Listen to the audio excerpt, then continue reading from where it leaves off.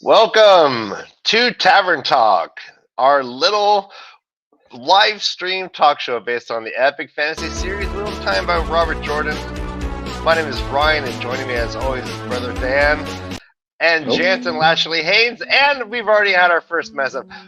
I am experiencing a power outage at my house, so Dan is taking charge of all technical matters. And where in the world is Carmen, Pubbin, Dan, Diego? I'm on the road, so things are we're battling through things, guys, and I appreciate you being here, and I appreciate your patience. We're trying so hard. We're on the road. We got power outages. We're battling nature and time zones, and yet here we are. I know. Brother Dan, they say we're supposed to make it look effortless. Why? And now we're emphasizing the effort. Well, anyways, we are here to talk about episode 5, and joining us soon will be Gus and Allie from Wheel Takes. We've been enjoying Jansen and Gus and Allie's insider looks into the makings of the Wheel of Time, enjoying their thoughts and opinions, and I can't wait to get to episode 5, which I gotta say was one of my favorite of all the seasons. It's a great episode. I agree with you. I think it was a good one. Just some of the more memorable moments. You'll never forget the head pop, right? Never forget it.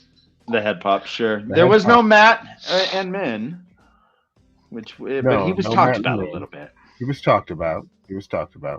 You know, I want to start by saying, I'm doing another read through of the entire series right now. And right now, I'm in the heart of what the past 2 seasons have been about.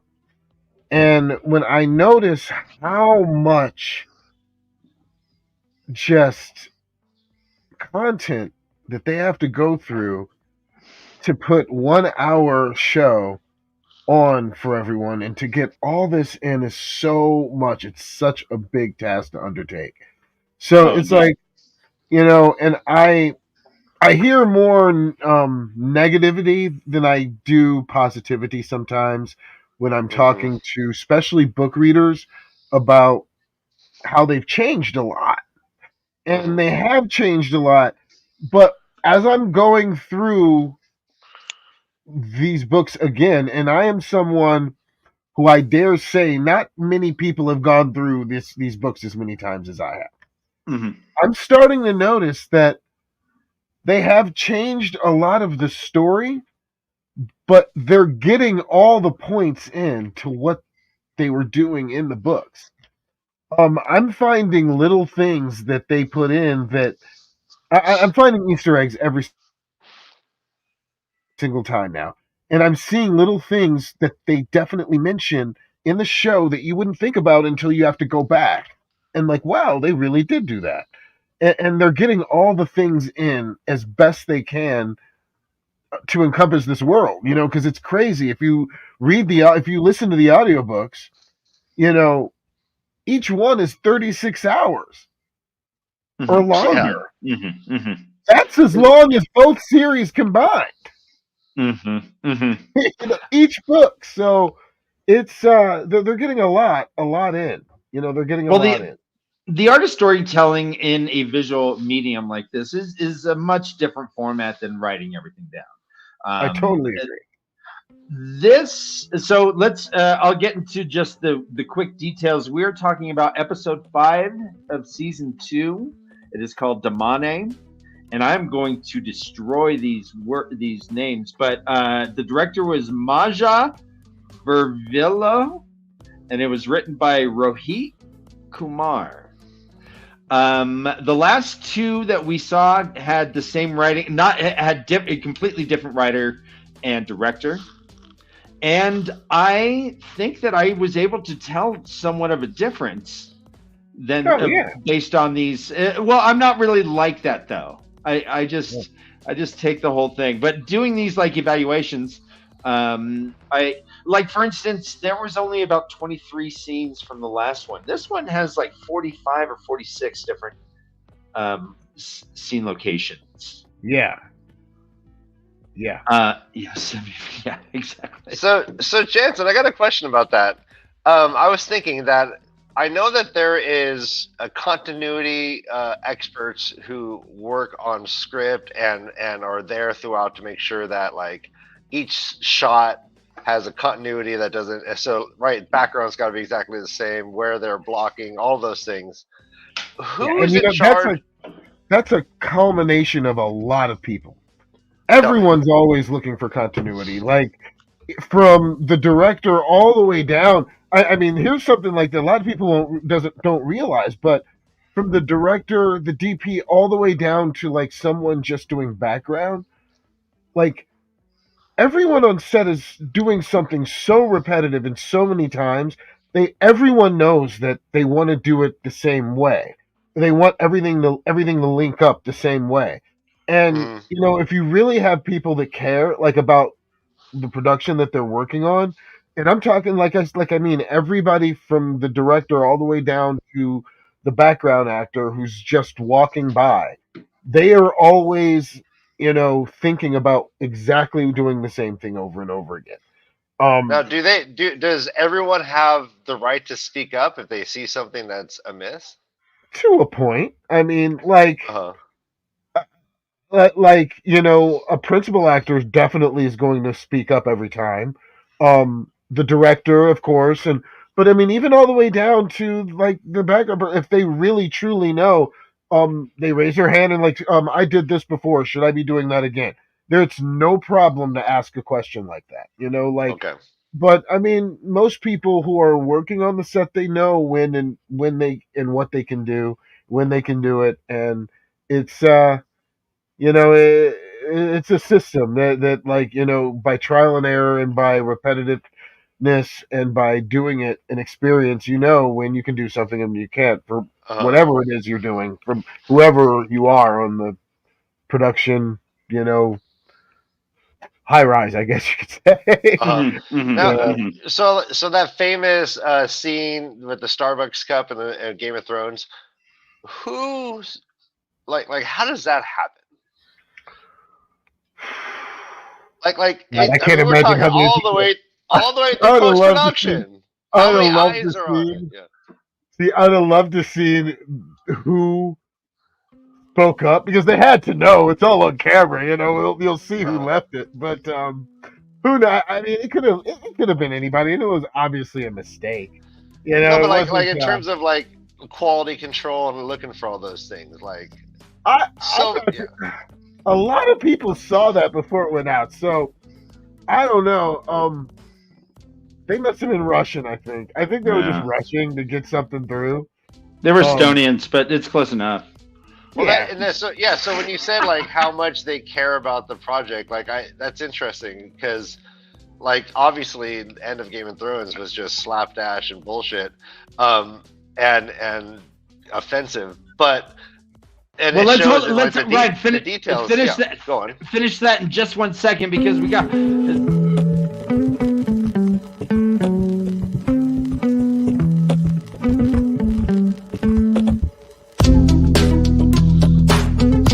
Special guest. I could listen to it all day. It's so guys. catchy. Hi, sorry we're late. Oh gosh, no! You arrive exactly when you're supposed to, like Gandalf. Exactly. Brother Dan, can you change the background track real quick? Yes. Okay. All right. So we were just talking about how to create continuity within episodes, like who's in charge of that. I had just brought up the famous Starbucks coffee cup found on a Game of Thrones set. We were just talking. I asked the question: who fails when something like that happens in a TV show? A lot of people. Yeah, I didn't do it. A lot of people. Yeah, yeah. It wasn't me. Yeah, I mean, there are people who are on set whose job it is to look for that stuff. Obviously, the actors are supposed to be responsible for that stuff.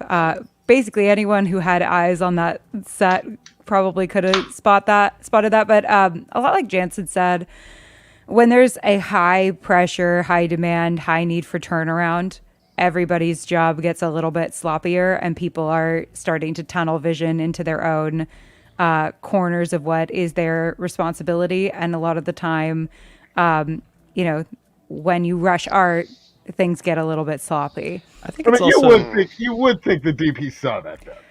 Like would definitely think somebody saw that. Like, I think there's also the set PA. There's a little bit of it that's like, that thing where they'll show MRI readers. I think radiologists.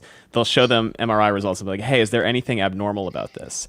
And they will spend 10 minutes looking at the reading, and they'll say, no, everything looks fine. And then the person will point to it and said, we put a gorilla on it. And they go, oh, you did? I didn't notice that. Because that's not something they're looking for, right? Yeah. That's really comforting. They're looking for, are the costumes the same? Is this the same? Is that the same? So the super duper out of place thing you might not see it. Mm-hmm. Yeah. Which is not good, but No, it's not great. Yeah. I mean, I was continue with. Oh, go on. Yeah. I was just on the show Reset recently, like a week ago, where they noticed like a zipper on on a random dude too. It was like, whoa, like. So I'm like, I don't know. There's a lot of people. With you. A lot of people have to be. So now, continue with the continuity. Not to be redundant, there is. We just had 2 different episodes with 2 different directors. Now, who's in charge of continuity amongst episodes? Like for the whole entire season? Like, who's responsible for those decisions? In terms of like, when you talk about continuity, are we talking about from episode to episode in terms of plot and in terms of like overarching style, or are we talking about little things like making sure there's not a Starbucks cup on set? Because those are different. You're right. Yeah, I'm thinking like, how do you make make it feel like the same show from start to finish?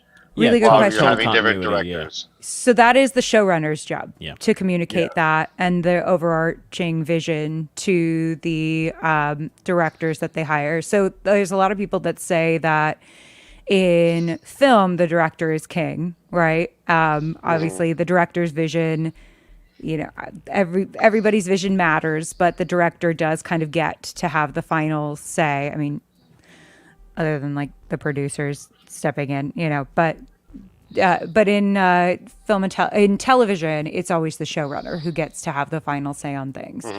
Other than when the producers get to step in. There's always a little addendum to that. But typically that's what their job is, and that's why that job exists, is to run the writer's room, and then when things are shooting, kind of give final say to everything that is kind of the artistic vision and be kind of that artistic spearhead and keep things moving. Would the directors have had any input, or would Rafe had asked for any advice as far as location and that sort of thing? Location, I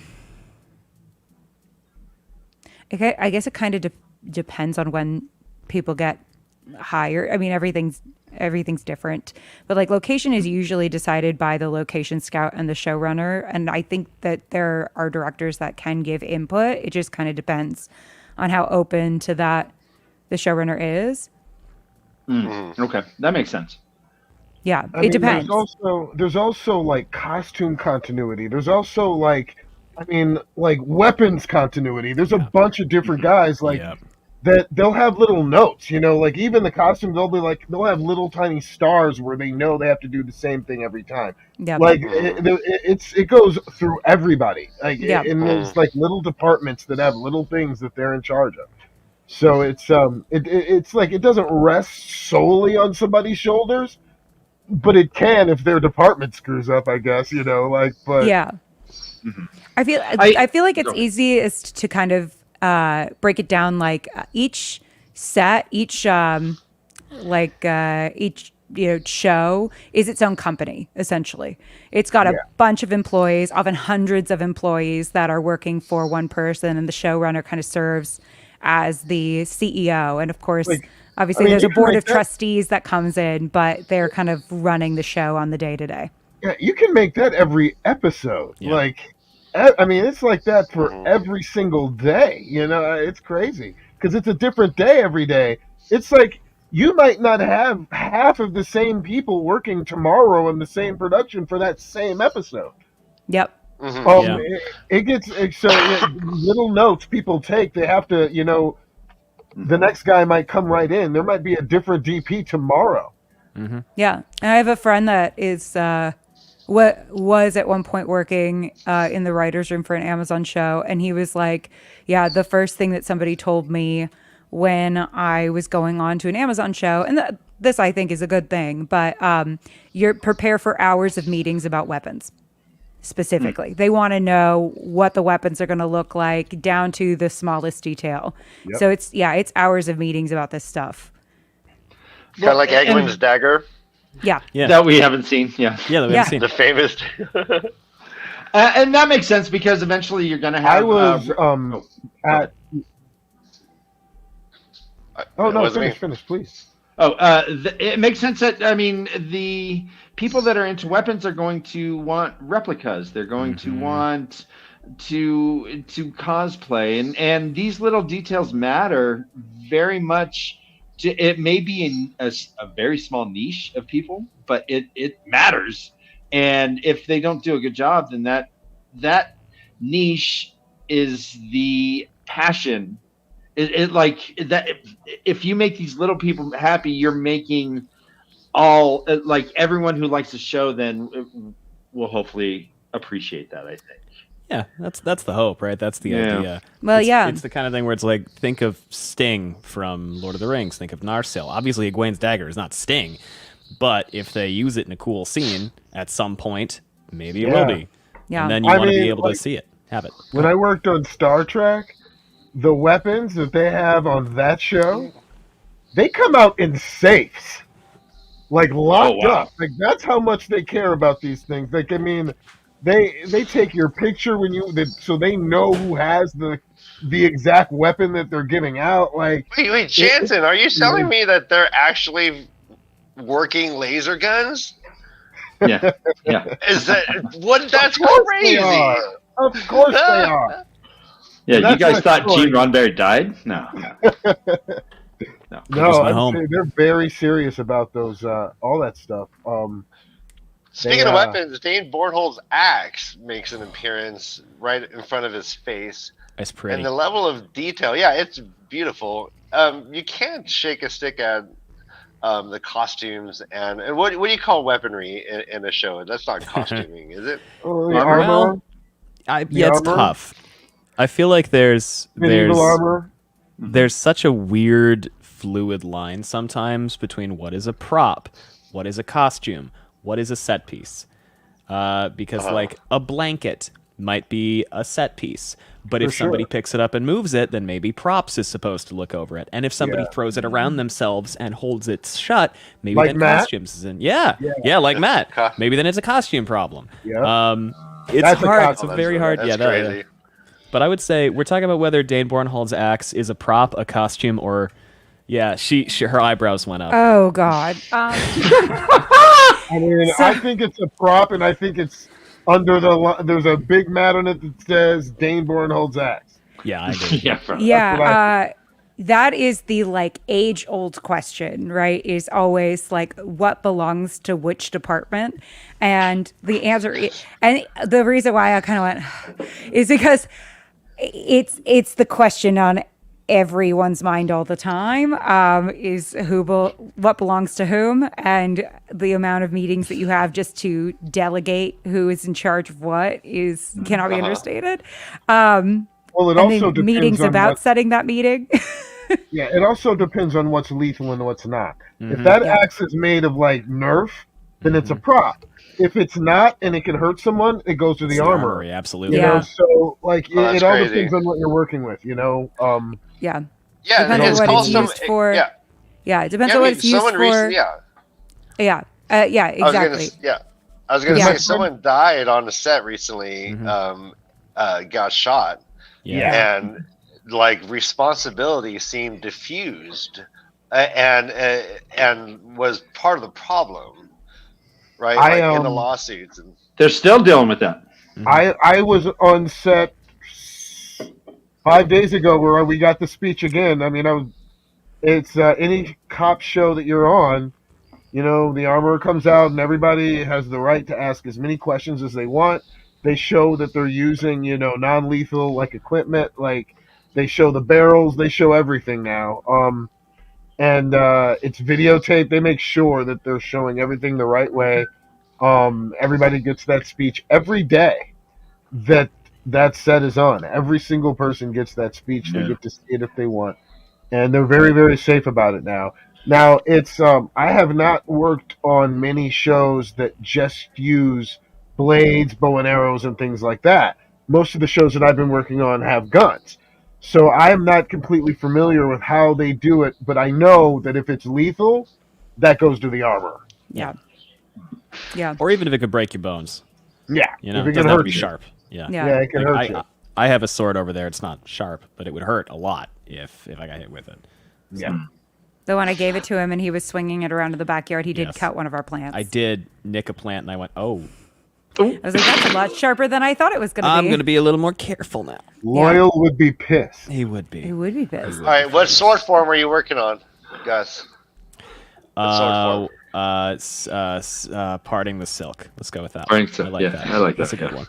Yeah, but sexiest of them all. Sexiest of all. Yeah. Absolutely. Yeah, the thing that happened on I think it was called Rust, right? Was that the movie where that happened? Yeah. What's wild is that is not the first lethal accident to happen on a set. But it's very rare, and people do take that very seriously. I think the reason why the diffusion of blame has happened the way that it has is that it's really hard to place blame on anyone in particular because there are so many people involved in everything that's happening. The fun thing about being on set and being in this medium is that everybody is kind of involved in everything and we all work together.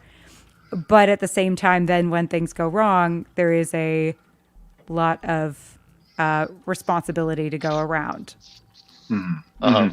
Yeah, I mean, you are pretending to do dangerous stuff with dangerous things. Yeah. Bruce Lee's son died, right? Didn't he get shot? Yeah.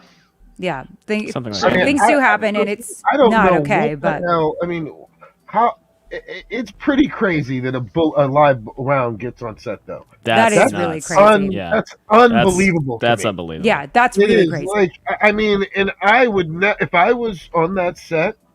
I don't care. I promise you this. I promise you, I would not be working on that set anymore. Well, no.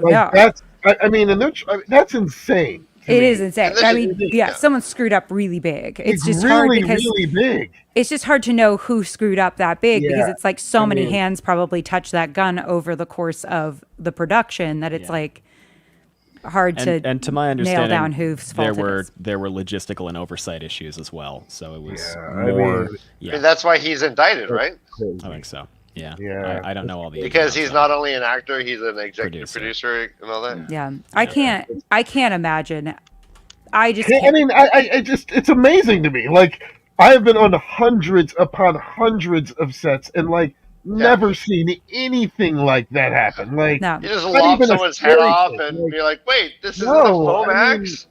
Safety is taken very seriously on set. Very seriously. Because people can absolutely get hurt. I mean, when people off camera, I mean, I had a friend get lit on fire for something and there were on purpose. Yeah. And there was a safe word and 7 guys ready to pounce with blankets if something went wrong.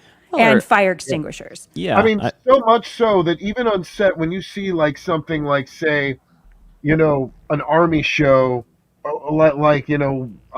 Quantum Leap or anything like that, and a bunch of guys, Marines, run in shooting fake guns, every single one of those guys shooting fake guns is a stuntman.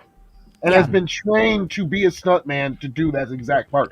It's so much safety, it's ridiculous. That's what it's crazy. But then it's apparently not. You know what I mean? Yeah, and oh my God forbid there are children involved. Then you have also a child advocate, and you've got a social worker, and you've got all this stuff. I mean, and animals, then you've got, animal advocates on set. I mean, you need all kinds of people. The more like risk that is involved of things that can go wrong, that could, tank the project, risk people's lives, risk people's safety and well-being. I mean, there are so many like hidden costs that people don't realize that come with like every decision that gets made. Totally. And there's so many moving parts every day. Like even at night, like it never stops. I mean, there are people working like until 4 a.m. to get everything ready for 5 a.m. Like it's insane. Yeah, it's insane. Well, I mean, Allie, alone. Allie, you have you segued into a couple of the questions that I have for you guys. So let me start with the through an actor's perspective. We were talking about stuntmen. We had a pretty great fight scene with Avienda and the boys. It was in white. freaking rad. It was freaking rad. I agree. It was freaking rad. Yeah, she killed. Gentlemen, have you ever been in an action fight scene, like a choreographed fight like that? Not like that, I guess. Not like that. Yes, not like that, like a firefight, like with lasers and everything. Yes, I've done a lot of hand-to-hand stuff on stage, not really on camera, but on stage. Yeah, I've done swords, I've done quarterstaff, And you've choreographed some stuff. I've choreographed a little bit, very minor stuff. But yeah, I've not nearly to the same degree. Awesome. But Yeah. Gus knows better than anybody about the risks. He's had his nose broken on stage because of a bad stunt moment. It wasn't even a stunt, really. It was like I was, well, it is a stunt because this is the thing, is how small stunt can be. Is I was falling over, like I had been shot. And I was falling over. A fall is a stunt. And somebody, the guy playing my brother was coming over to like comfort my dying body. And I'm falling forward and he's running over and he's looking behind him to talk to somebody else. And his knee just goes right there. And I was in the hospital, getting that checked out. And then the next day we opened and I had a prosthetic on my head. It was very fun. So, luckily I was supposed to have a prosthetic. But, so kind of covered up the fact that my nose was the size of a tomato. Let's say something like the fight scene that we saw. It took maybe 60 seconds, maybe 75 seconds on screen. How long would that have taken to film? I know this. Potentially multiple days. So if you watch Star Trek Picard Season 2, that first episode, there's a giant fight scene on the bridge of the Stargazer in which I am one of the bridge commanders. That fight scene takes about 2 minutes. We filmed it for like a month. Mm-hmm. Wow. Through the rehearsals, through all the choreography and blocking and all that. And all the safety stuff that you have to do. I mean, you choreograph it. Then you have to like run it on ultra slow speed constantly. Like you do it over and over again, basically in slow motion to make sure that everybody knows what they're supposed to do and where. Because like Gus said, if you don't, you could get your nose broken on a fall, definitely. On something as small as a fall. Or if you get slapped the wrong way, you can lose hearing in your ear. You burst an eardrum. So like you have to be very careful about how this stuff works. That's my move. When I'm in a fight, I just go for the ears. Eardrum. Pop those eardrums. Yeah. You box the ears. Box the ears. The shorthand for theater is that for every 1 second of combat, whatever combat is that you see on stage, at least 1 hour of rehearsal went into that 1 second total. Okay.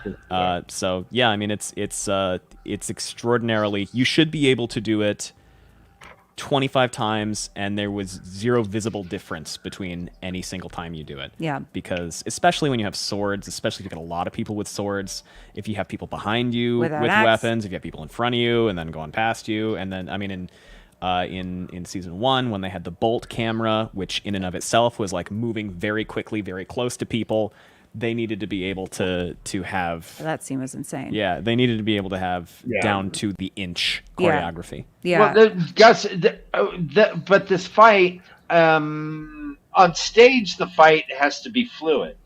On a screen, you can just have Avienda pull an arm and then go, okay, cut, and okay.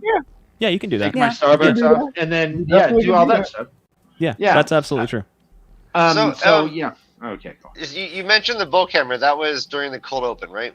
Yes. Okay, so something like that. There are two distinct things that happened in season 1 that I wish they carried over in season 2, which would, for me, have helped it feel like a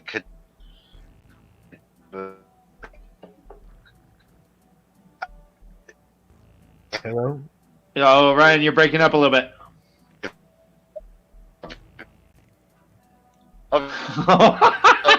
Is a tradition where some to water and then water to the That's a very good question. Yeah. Good question, R2. Yeah. Ryan, you became so robotic right there. We couldn't hear you. I think he's still frozen. Yeah.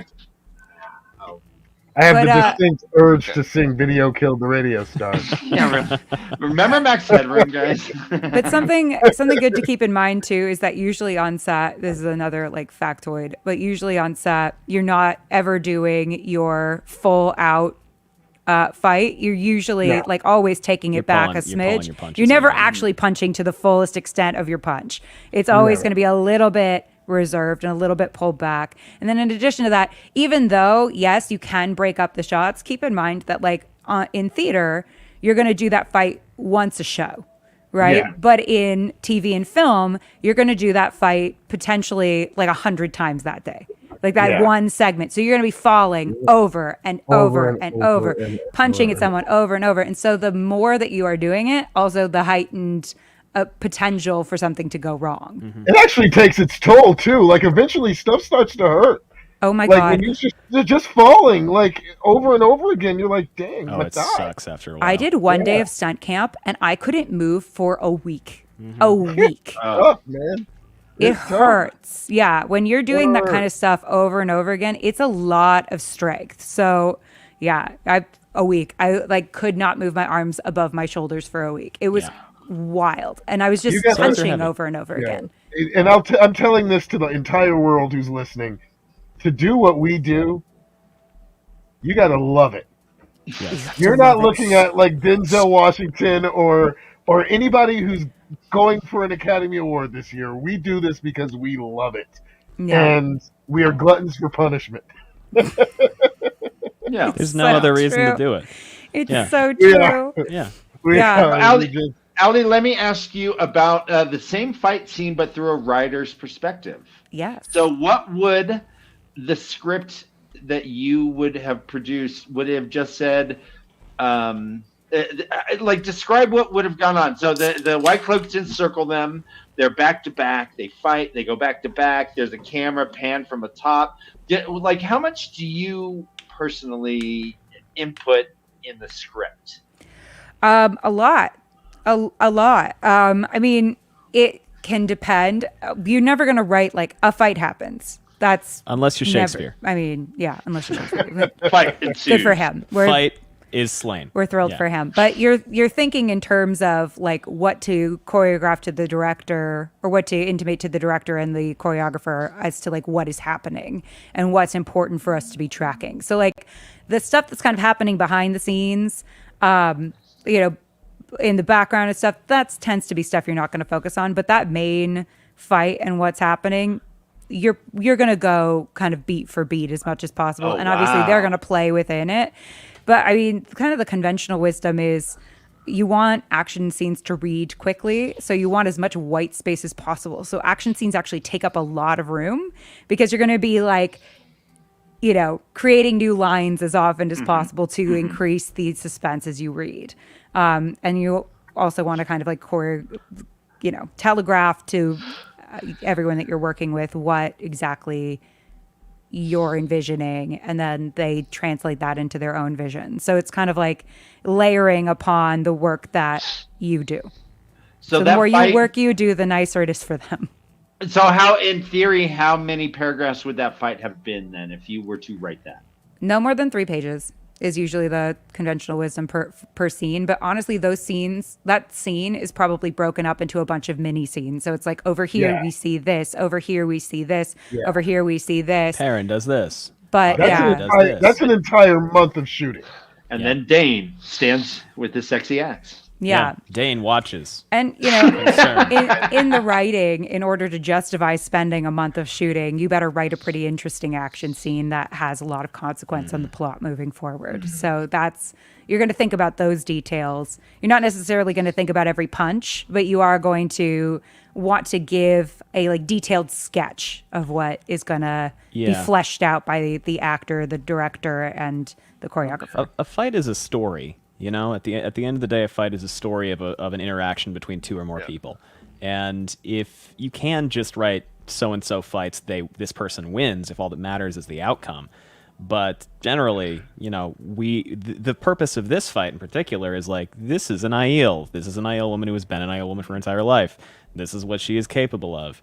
This is what Perrin is learning about violence. This is what Dane Bornhold is learning about Perrin. This is what Avienda is learning about Perrin, et cetera, et cetera. It's all these different people kind of having revelations about one another while they do some flips and kicks and slashes and punches and stuff. Right. Narratively, a fight scene is just as important as a sex scene. It's the same but different. It's and it's just as important to choreograph those things very carefully. But unless you're down on Sutherland. No comment. Anyways, no comment. Kiefer stab? But so people who, but basically it's the story of two people and their relation, two or more people, depending on the scene and their relationship. In this case, 3 people in 6 white cloaks, red shirts, whatever. And what that's going to do to them narratively moving forward, because a fight has just as much consequence as a character having sex. Okay. Yeah, I can see that. Points. Yeah. Yeah. Thank you for that. Because something's going to change as a result of that interaction. It has to. Yeah, for it to be a good scene. Yeah. Well, otherwise, why are we doing a month of practice? It's got to be an important scene to warrant that amount of money and that amount of time. A lot of money. To that end, then, does the choreographer say, okay, so the script here says that she grabs his arm, throws a leg over, and spins and breaks an arm. So he or she has to then creatively and safely figure out how to conduct these stunts? The choreographer? Yeah, so they're going to read what's on the page, right, and see what's on the page, and they're going to translate that into something more technical. So they're going to go, okay, so they're going to jump over a car. Well, that's going to require X, Y, and Z. Or the car crashes. Okay, cool. We're going to require a stunt driver. That crash is going to look like this. And here's the steps that we need to make sure that we do it as safely as possible. So they're going to take down those creative elements and then break them into what is feasible and practical. And I think the amount of, correct me if I'm wrong, but the amount of detail that the writer goes into may or may not be as specific as punch, kick here, etc. It might be like the White Cloaks charge, Avienda takes down 2 in the matter of seconds. Dane Bornhold is shocked. Perrin retreats with his axe. His whatever.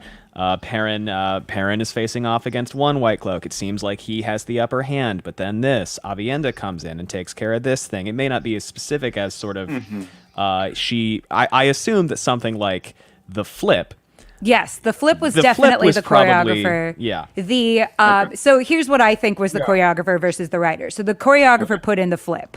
That was choreographer for sure, because I mean, that's such a specific small moment that I'm like, I think that was probably them, versus the moment where she has the axe and is about to bring it down on his head. That's writer, because that's going to have narrative importance. Mm-hmm. Does that make sense? Very much so. Yes. I love this stuff so much, guys. This is like my favorite topic. By the way, Dane Barnhold's axe, I would say it's probably cardboard. Yeah. It was shiny though. How do you make cardboard shiny? Yeah, spray paint. Spray paint. All right, so believe me, they've got lots of ways. They've got lots of ways to make things look real. They've been faking stuff forever. Ever and a day. And they're getting better and better at it because cameras are getting better and better. Yeah, I had a friend that worked on Spartacus, and everything was literally balsa wood. Yeah.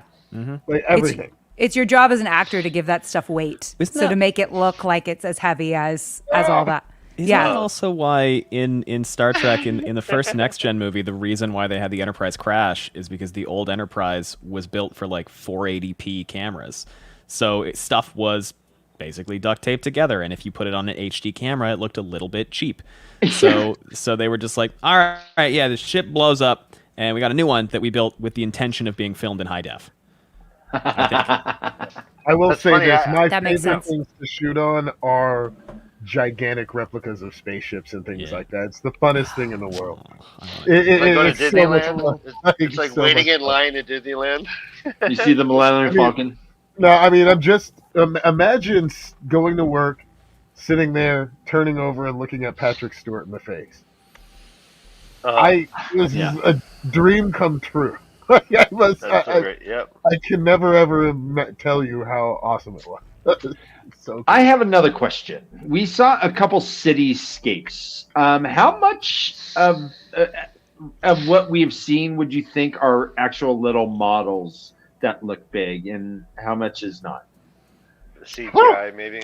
I don't know if any of them are. I thought they might all be computer generated. Yeah. I think most likely not real. Okay. I think it depends on how, because sort of the most notable instance of like we built this thing is the entire Lord of the Rings trilogy, where they built almost everything. Yeah. But in those cases, they kind of were getting like a lot of the times there was a lot of close pan detail of buildings. Go ahead, Jensen. They did Skull Island too. Yeah. For King Kong, they made a giant replica of that as well, and you can actually see that. I think they still have it at Universal. That's so cool. That kind of stuff is cool. I think if they were to build anything, they would build the White Tower. But because we don't have a ton of sweeping shots of the White Tower, I feel like they probably chose to allocate budget elsewhere. Generally, I would say the more detail you need on something, the more you want it to be real. But yeah, it's all a question of money. Yeah. Yeah. Like they built the Blight in episode 8 because they were going to film it in an actual location, then they lost the location. That stresses they me had to out build it instead. so much every Or time I they- think about that. Yeah, built, I mean, they could do the Stone of Tyr. I could see them like making a replica of that possibly. Yeah. Yeah. I think it's going to depend on like, are they going to want to use those shots a lot? You know, enough to justify the cost. Well, how much? So if we have like, let's say a way gate.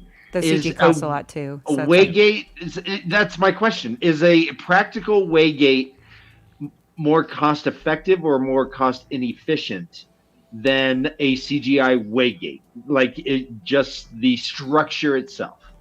I think that they do both for that. Yeah. I think they have a small, like, whatever base it is, and they have a green screen, and they put it all in. I think that's a combination of all three.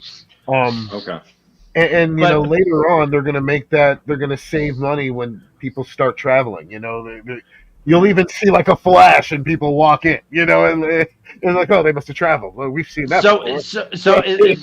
So for that question though, and I'm sorry to interrupt, but for this specific question, regardless of what they decided to use, if there was just a 30-second shot of a way gate, would CGI be more cost effective than practical?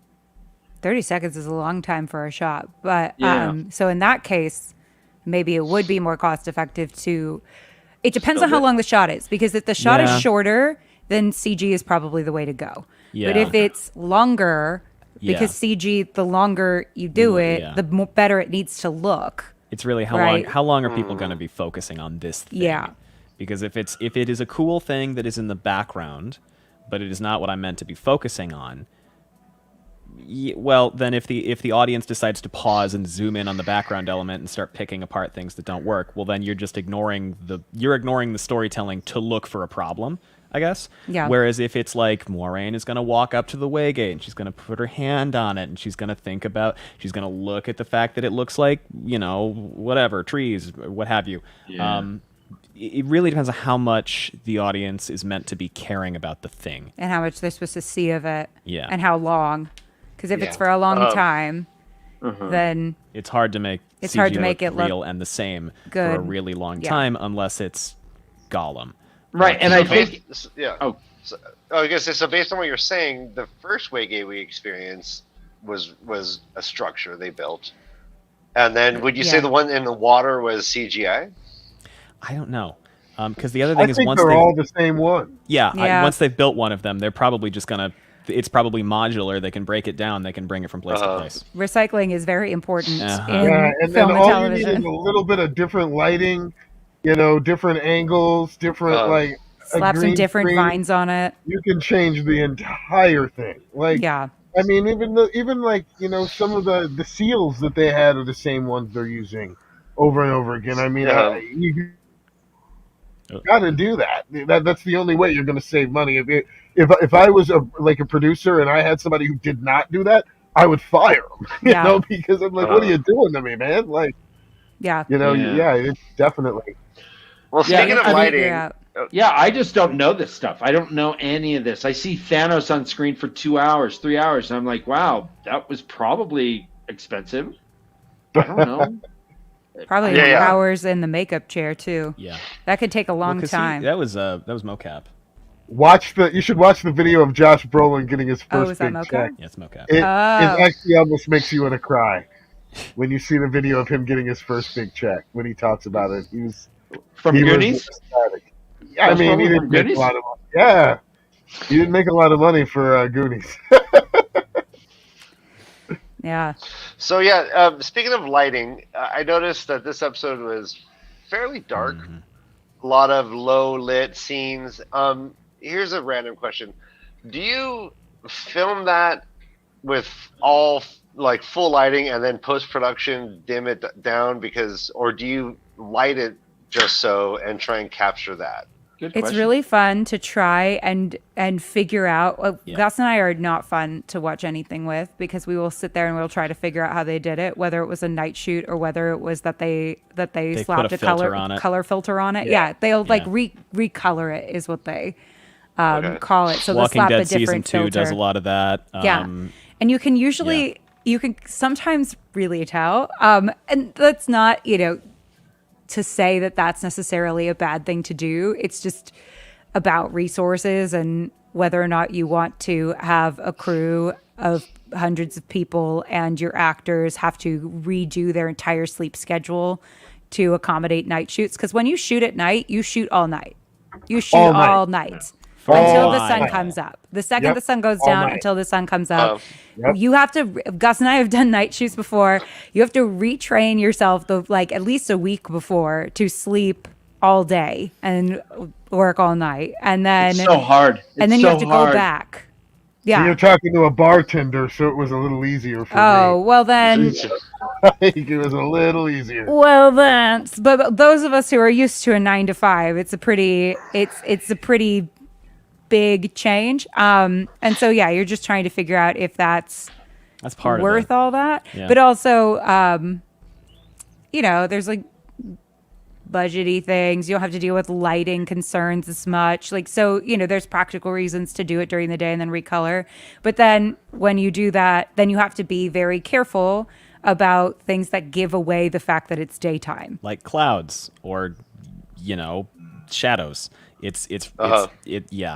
One of my, and this is just me personally, there's nothing wrong with this as a practice, but for me, when I notice that it is a day shoot that has been recolored, I kind of drop out of the immersion. That's just me. If it works for other people, I'm happy. But every time I see a movie and I go, this is at night, but their shadows are perfectly underneath them. Gus loves to point it out. I go, he's like, look at the shadow. They shot this at noon. And they're squinting because the sun is in their eyes. Oh, that happens too. Yeah, when there's a That's night, just a me thing. There's a night That's a pet scene peeve and they're of mine. squinting, and you're like, okay, so it's sunny as hell out right now. That's for amazing. others, So they may not care as much. Can you think of any scenes that happened in real time so far? Yeah, there's one.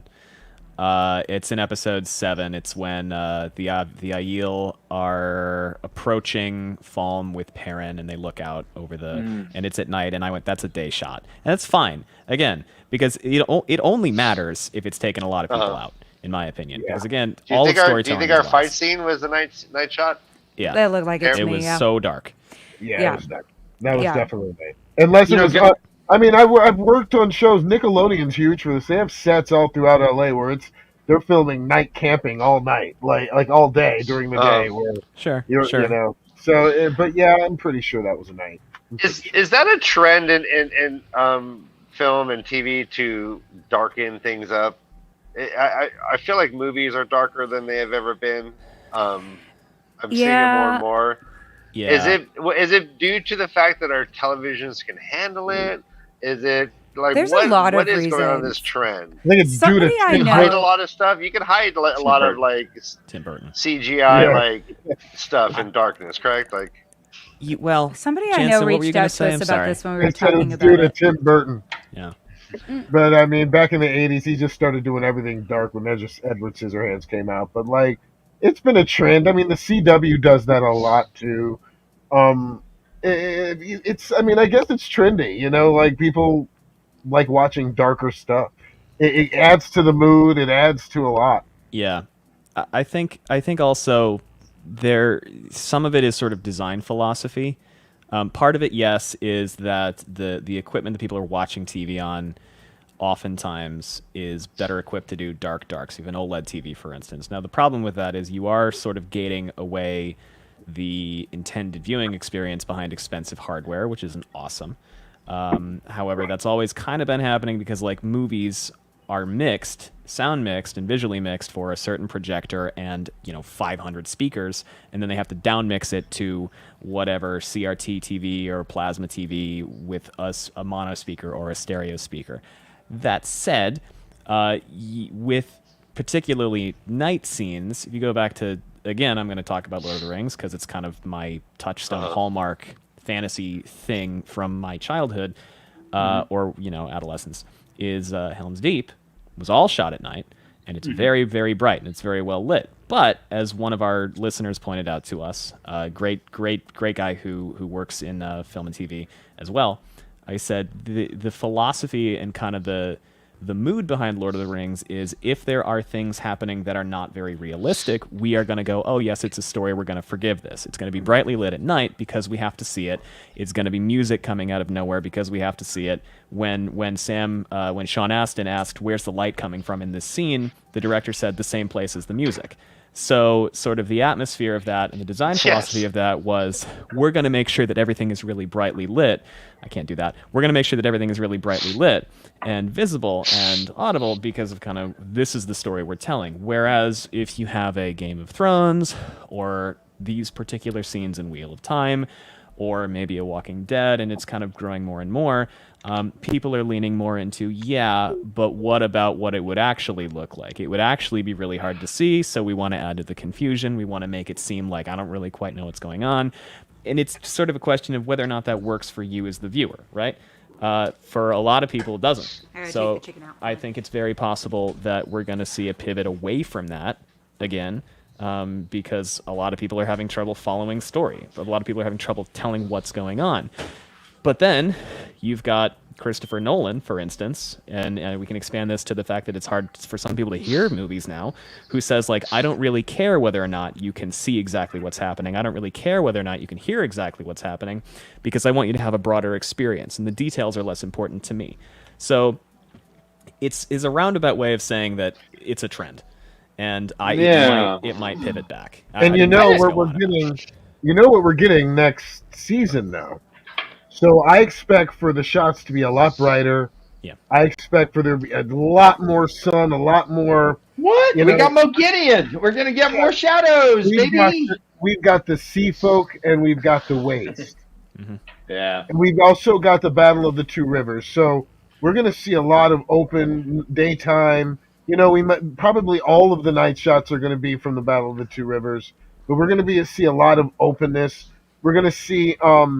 I have a lot of things I think that they're going to do, but there's some things I think they should do. But after, like I was telling him earlier, I'm going through the entire series again. So I'm noticing that they're getting a lot of info in for the short time they have. They're putting a lot in. Like just starting to notice. I'm like, wow, they did put that in. They put that in. But then I'm also noticing the things that they took out to save time, to save money, and to save everything. I mean, if you consider the entire Inktar plot and everything is pretty much gone, that took up a lot of space of reading. You know, just the entire Inktar thing.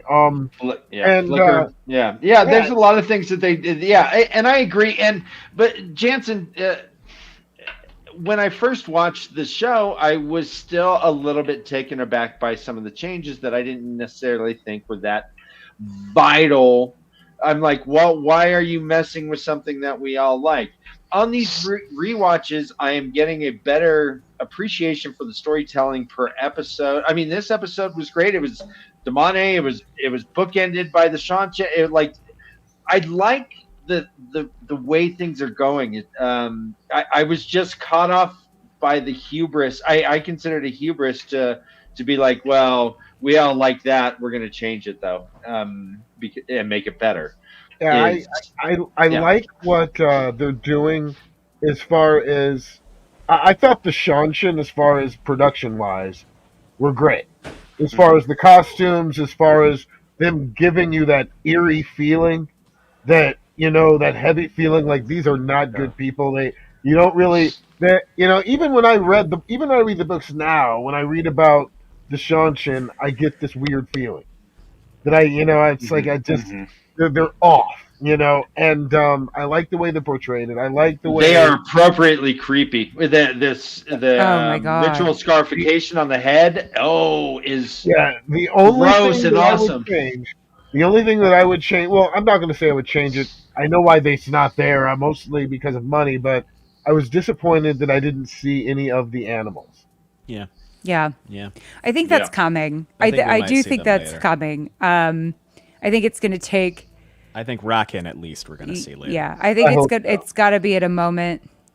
I hope. So. I feel like there's kind of, I think, purposely slow feeding some of the larger fantastical elements to us and introducing them at times where, like, it's the most exciting moment. And so I feel like Rakin are probably coming, but at a point where, because it doesn't seem like, because there is the danger sometimes with certain showrunners of fantasy stuff where they shy away from the fantasy in a way that's like they're afraid of it, and they're afraid to really go there. I think we've seen that in some shows before, but it doesn't strike me as something that's happening with this show, that they're afraid to really dive into the fantasy of it all.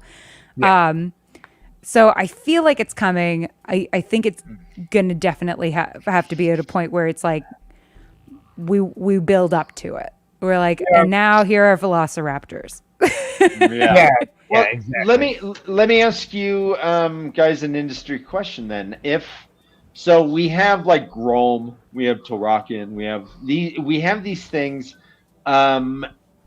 Is a Grom more expensive to put on because there are not ready templates? So I would say we're just going to do an elephant. Would an elephant be cheaper than a Grom? I think the Rockin' would be the cheapest to make because they're in the air and they don't have to put them in with people. Yeah. That's the hardest thing, is that if you are in a scene with something that is CG, like it usually breaks the illusion of it looking real because you have it next to something that is real. That's hard. The hardest thing, is when you have to have them in a scene with somebody where you have to actually really look at them. It's much easier if they can be in the air far away. Then it's like you can do one shot of them away from everybody else, and then when they're on it, it's like away from them. Dragons. That's why I think that the Battle of the Two Rivers is not going to have Trollocs. Well, the Trollocs are mostly practical effect. I know, but they have to fight humans too.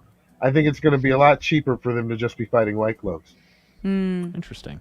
That's really interesting. Because I know most of the Trollocs were prosthetic. Yeah. Ryan, if you remember the fight between the Trollocs, Moraine, and Lan in the first series, there was a lot of both. There was a lot of both. So it's like, if there aren't Aes Sedai or people channeling, it's going to be cheaper to make that fight scene. If they're not Trollocs, it's going to be cheaper to make that fight scene. Yeah. And it's Possible. also, there's a lot of things that they can wrap up in a lot of further parts of this story. Yeah. If they defeat or solidify everything, end it with the White Cloaks now. There's a lot of ways you see how they did it with Uno. I mean, there's a reason why. I mean, I was mad that Tom Maryland wasn't in this season, but then I thought about it more and more and more. He didn't need to be. No. Yeah. Where would He they have didn't need to used be him? at all because he wasn't even really. He was in a very small part of the Great Hunt. So his parts don't really start getting big until later, until the next book. And he has a great part, but they can even take. I don't see him getting big until Tyr. So. Yeah. With the politics of I it. think, I think he is confirmed to be in 3. He is, yeah. He is. Yeah. So that's exciting. I think that's going to be fun to see him back and to see his character grow. I think also what's nice about them breaking him up a little bit is they did a lot of development on certain characters. And I think you want, if they're going to develop a character, for them to be able to really focus on developing that character rather than kind of have them just like as a check-in. So I think they're bringing him back for the Trakand of it all too. Maybe. I think so. I'm trying to figure out whether or not he's already going to know Elaine or he's already going to know Moraine. But he's going to know one of the two already. I think he definitely knows Elaine. I think in the books he knows Elaine, right? But she's too young to have. I don't know if they're going to do that. Spoiler scope. I don't know if they're going to do all that in the show. With that whole side story of Morghese and all that. I do have a theory. I do have my theory about that, though. Your book theory you talking about? Yeah, my book. Well, not my book theory. My theory about what they're going to do with the Trakand we show. talked about that. Yeah, we talked about a couple it. weeks ago. Yeah, I have a theory that Elaine's going to see him and walk up to him and smack him in the face. Oh, I would love that. I would love. I would love their that. relationship to be given more weight in the show. I think it's one of the more interesting relationships to me in the books. Is Elaine and Tom. Weird crush on him aside that I didn't like, but but like just the fact that like he becomes this kind of father figure to her, he cares about her so much. He's her mom's ex, but she really seems to care about him. I like their dynamic, and I think it will be fun to kind of explore that dynamic more. Do you think that they might explore later on that the relationship, the actual blood relationship between Moraine and Elaine? I think so. I feel like they do in the books. It's her aunt, yeah. Yeah, I think I feel like they have to. We got so much Damodred stuff this season, and it's one of the refrains that comes up in our listenership anyway. People go like, "I want messy Trakand, Damodred, Mandragoran," because you look at that family tree, like everybody's related. They're straight out of Jerry Springer. Everybody is connected and intertwined, and you've got the Slayer connection of it all that brings Rand into it, that brings Lan into it. It's like look at the history books, man, and check the Windsors out. yeah. I think we're gonna have a lot of fun with that. Yeah, I think there's gonna be World War One was against all first cousins, wasn't it? Was it Wilhelm? World War One, was all first cousins. Yeah. It was just a big family feud on the international stage. Yeah, that's crazy. Well, actually, if you've seen, I think it was at Kaiser Wilhelm and George the Third. I mean, they look so similar when you see them in pictures together. I think it's those two as the major players of that war. When you look at them, you're like, oh my God, they're so related. Like they look like brothers. Yeah. It's actually wild. Why don't they teach that part in our schools? Like the fact that it really was just this like wild family feud that went out of control. I'm like, that's way more interesting than the way that they taught it to us. Trading daughters left and right. Right? Just like, trading daughters. Hemophilia running rampant, all that stuff. I'm like, this is the Trakands. The Trakand, Damodred, what's the other one? Riotin. No, not Riotin. No, the Riotins. Trakand, Damodred. Oh my God, Terengale is Damodred. Yeah. And if Succession has proved anything to us, it's we love a messy family. We love a messy family. The Man-Tier element of it, the Mandragoran element of it. There's a lot. There's a lot of tendrils. Yeah. There's a lot. I feel like I think they address it in the books somewhat at the Stone of Tyr. And there's that goofy scene where Rand sits down with and he's like, the nobles. He's like, how related to Elaine am I? How related am I? Like, if we were farmers, would we be related? And she goes, no. And he goes, I don't care what else you have to say. Yeah. Thanks. Goodbye. I think there's some peasant rules to explore that relationship. I think that'll be really well fun. because they were the whole Andorran families are all related to Ishara. Yeah. And what's weird about that is Ishara was actually black. Oh. They say it. They talk about it in the book. They talk about her charcoal skin. I remember this. Yeah. And she looked like that. That's weird. So, they talk about Arthur Hawkwing too. Part of his line being black too. Lothair was black because Tuon's black. Mm-hmm. And it's a very weird line, but they all somehow mixed up to turn Jet white. Well, I mean, it has happened, right? It has happened after a while, but yeah, after a while, there are certainly people who are mixed race who don't look mixed race. But yeah, I mean, yeah, that's a good point. That's interesting. It's the shift in genetics. Fantasy genetics is funny though too. Let's take Song of Ice and Fire. All Baratheons have dark hair. Wait a minute. Joffrey has blonde hair. He must be a Targaryen. Yeah, I'm like, not one of them had a big A, little a going on in terms of the Punnett Square. Not one. Like, Ned, genetics are funky in terms of hair color. So yeah, I mean, fantasy can have some hard line genetics where people will like Lan and Slayer look identical. These things they're cousins, right? Right. Yes. They're doing it for the plot. They changed Shiriam's hair. Yeah. Well, now, and that's the difference. In Game of Thrones, the genetics is integral because the abilities are blood related. Yeah. And so, I mean, so sussing that out is actually part of the mystery. Whereas here, it's just like they're just related to each other, and they it's almost like it builds a great backstory, for sure. Speaking of Shiriam, sorry. Speaking of Shiriam in episode 5, she was in. I have some questions. I want to know what you guys think about something. Yes, please. Now, in the books, Shiriam is as questionable. She's questionable for sure. I have a theory. My question is, on the show, is Shiriam a dupe or not? Can I share my theory as to what I think is going to happen? This is my theorem, as I like to call it. So, and this is my academic dissertation on the problem of Shiriam, and then I can leave so you guys can actually discuss it. But I think she's a double agent. This is my theory. So to me, Shiriam is definitely suspicious. The gray man in her bed thing, I was like, that feels Godfather to me. That feels like act right or else, right? Does that not feel like straight out of The Godfather? That in the bed is weird. So I was like, okay, so that feels weird to me. Which means that somebody, if she's black, if she's like a regular good person, why would they need to tell her to fly straight and act right? Right. So to me, I'm like, that's gotta be that she's Black Aja, but somebody must be doubting, right, that she's legit, that she's doing what she should do.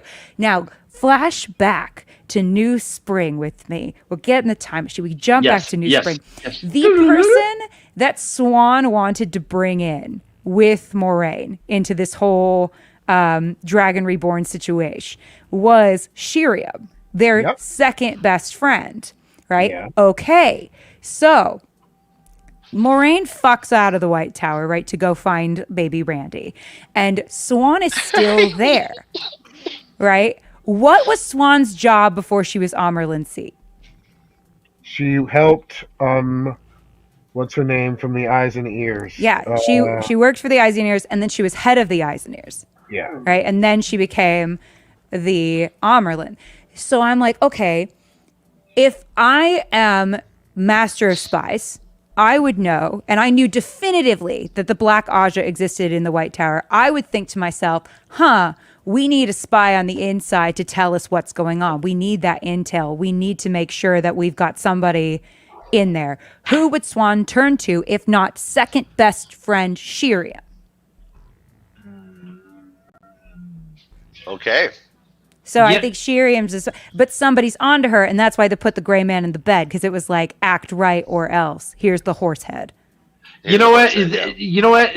But what you're saying then, Trump is right. There is a deep state.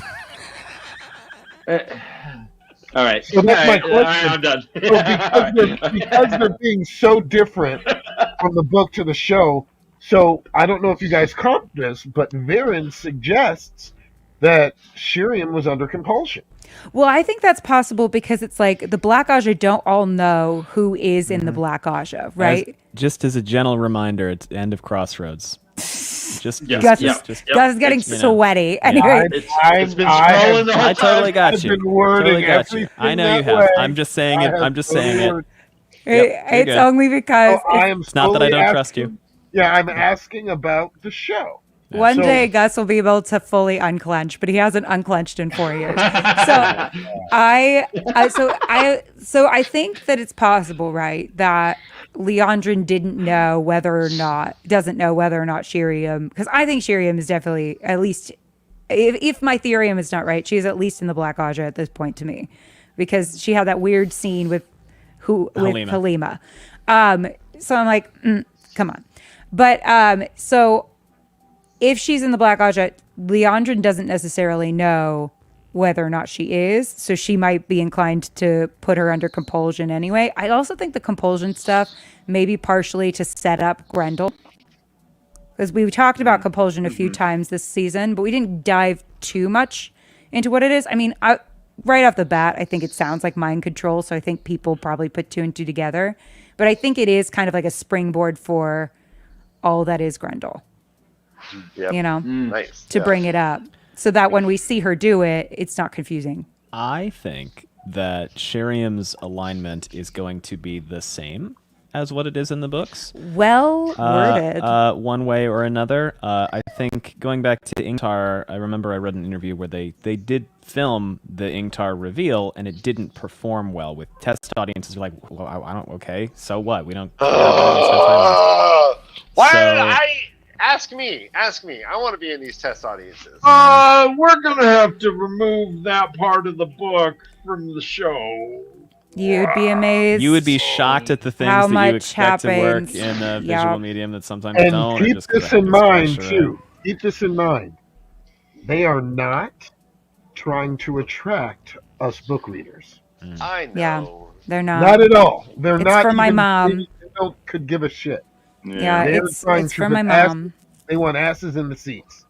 Yeah. And that's as simple as that. So we're gonna get a little bit of they're throwing us little pieces of joy, I call them, because the little things that you notice that you know that a book reader a non-book reader wouldn't are the things that you love. You know, it's like at least you know that they're trying. You know, it's like as a book reader, you know that they're trying to do something. They've done. Oh, go ahead. How much of an episode is market tested like that? I don't know. All of it? I have no idea. Okay. I mean, like you hear that, like, oh, we tested it, people don't like it, so we nixed it. Like, it makes you wonder. Okay, well. Now I know with Disney, you know, cartoons, they are vetted for a long, long time with a lot of different crowds of people. I know because I've been one of the people doing that with my kids even before. I've seen screens. I've gone through, you know, surveys and stuff like that. It's a huge process. With the comment cards that you have to leave. Yeah. Mm-hmm. Oh yeah. Wow. They want to do well. You know, they really, really want to do well. Yeah. And it sucks to find out after it's already out. Safe. It all sounds so safe and anodyne. If you're throwing down a couple $1 million, you want to see a return.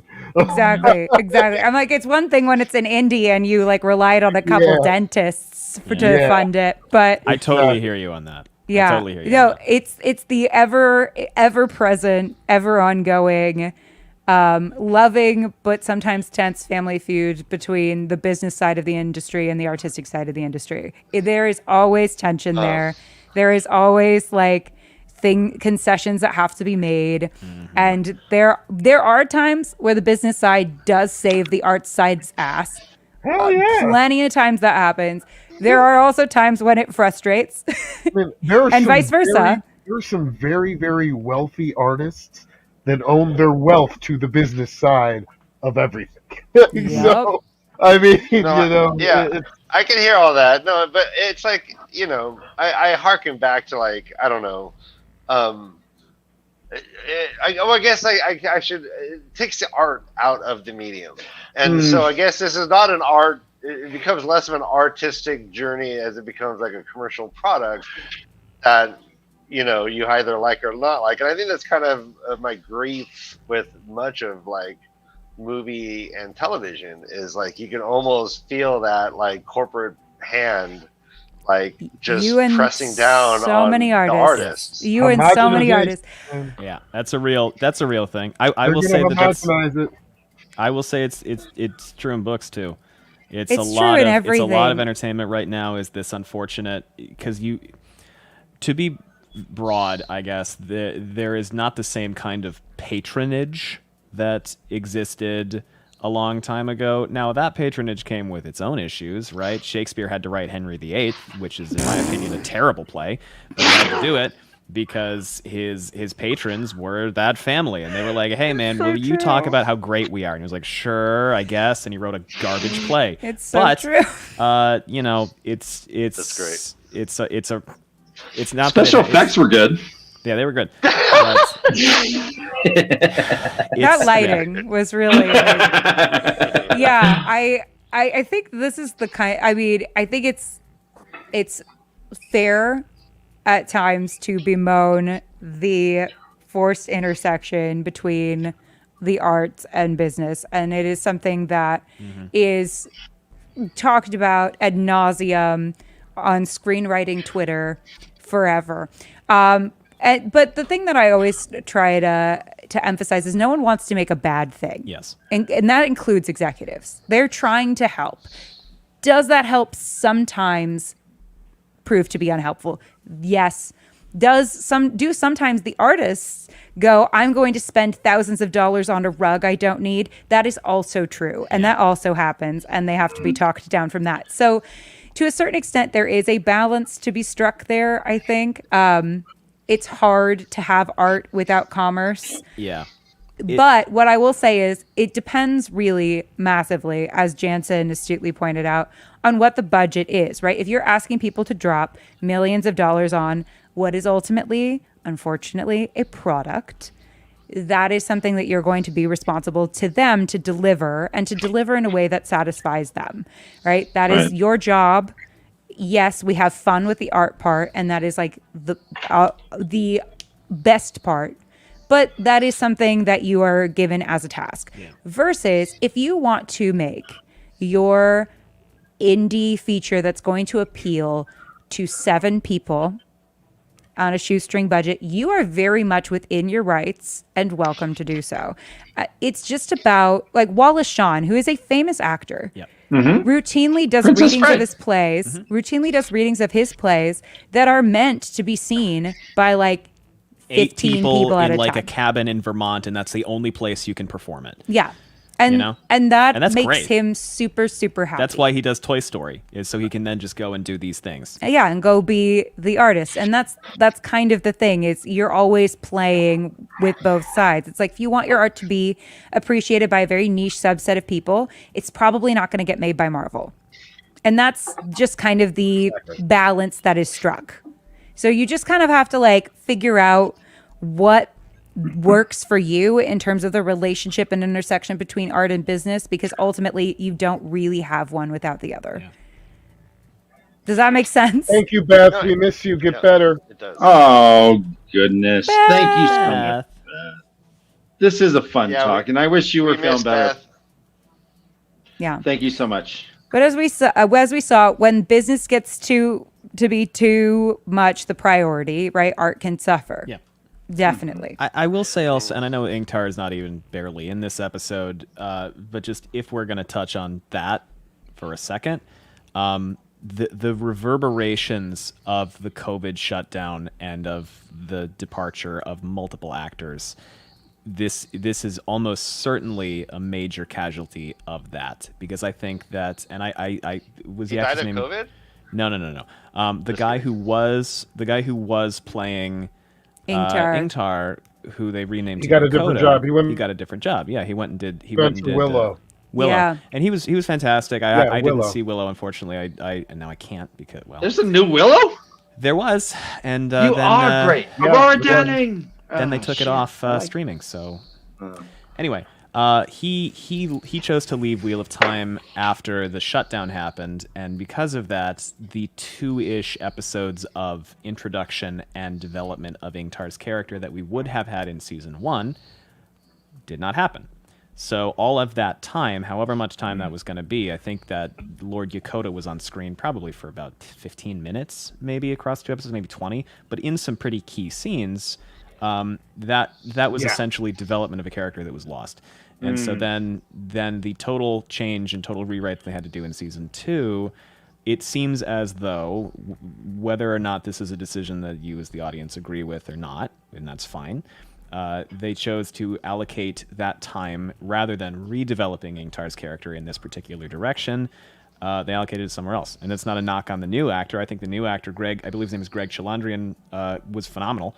I loved every moment he was on stage. Yeah, that monologue was wow in that one episode. It was episode 3. Yeah, or 1, I think. But I could tell, they were pointing him this direction. But for either economy of money, economy of time, economy of what have you, the efforts made to redevelop and re-propel that character on that journey didn't pan out in a way that was satisfactory to an audience that didn't already know and couldn't go in thinking about Ingtar.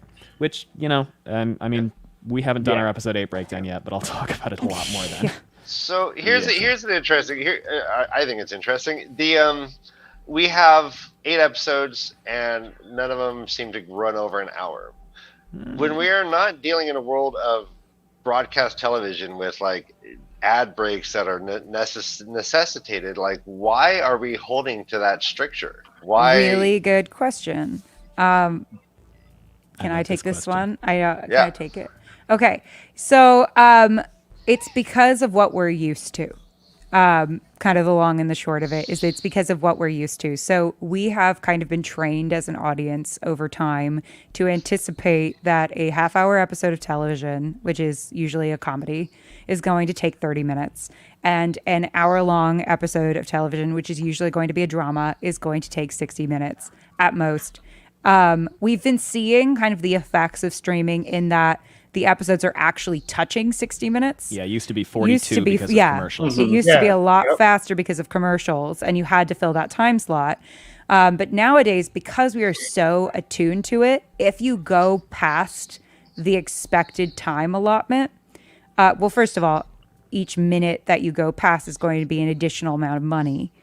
Because those are additional shots, additional days you're going to need the actors. All of that stuff is going to factor into the equation, of course. But also, if you've tried to watch something that goes on past that time limit, we start to get bored.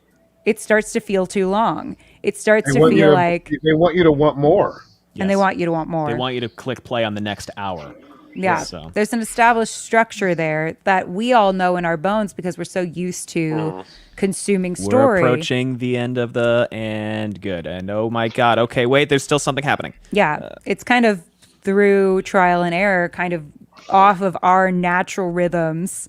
And so when we go off of those patterns, and our brain loves patterns, right? That's like the whole thing when it comes to comedy and the whole thing when it comes to like how to establish also being certain a human expectations, being. and also just we love patterns. When we break patterns, either it's funny to us, if that's the point, then great, or we get furious. And those are the two things that happen. We get impatient and at our worst furious. So that's Allie, part of it. You brought up an additional day of shoot. So let's say in a theoretical, on a production of this size, there is an additional day. What kind of monetary figures are we talking about here for one day of? I guess everyone, the whole cruise. We didn't get the wolves down. We need to do one more forest fucking thing. $250,000. Yeah, it can be $1 million depending on the project. A shit. I mean, for a day. Dinner, yes. Breakfast, lunch, and dinner for 1,000 people.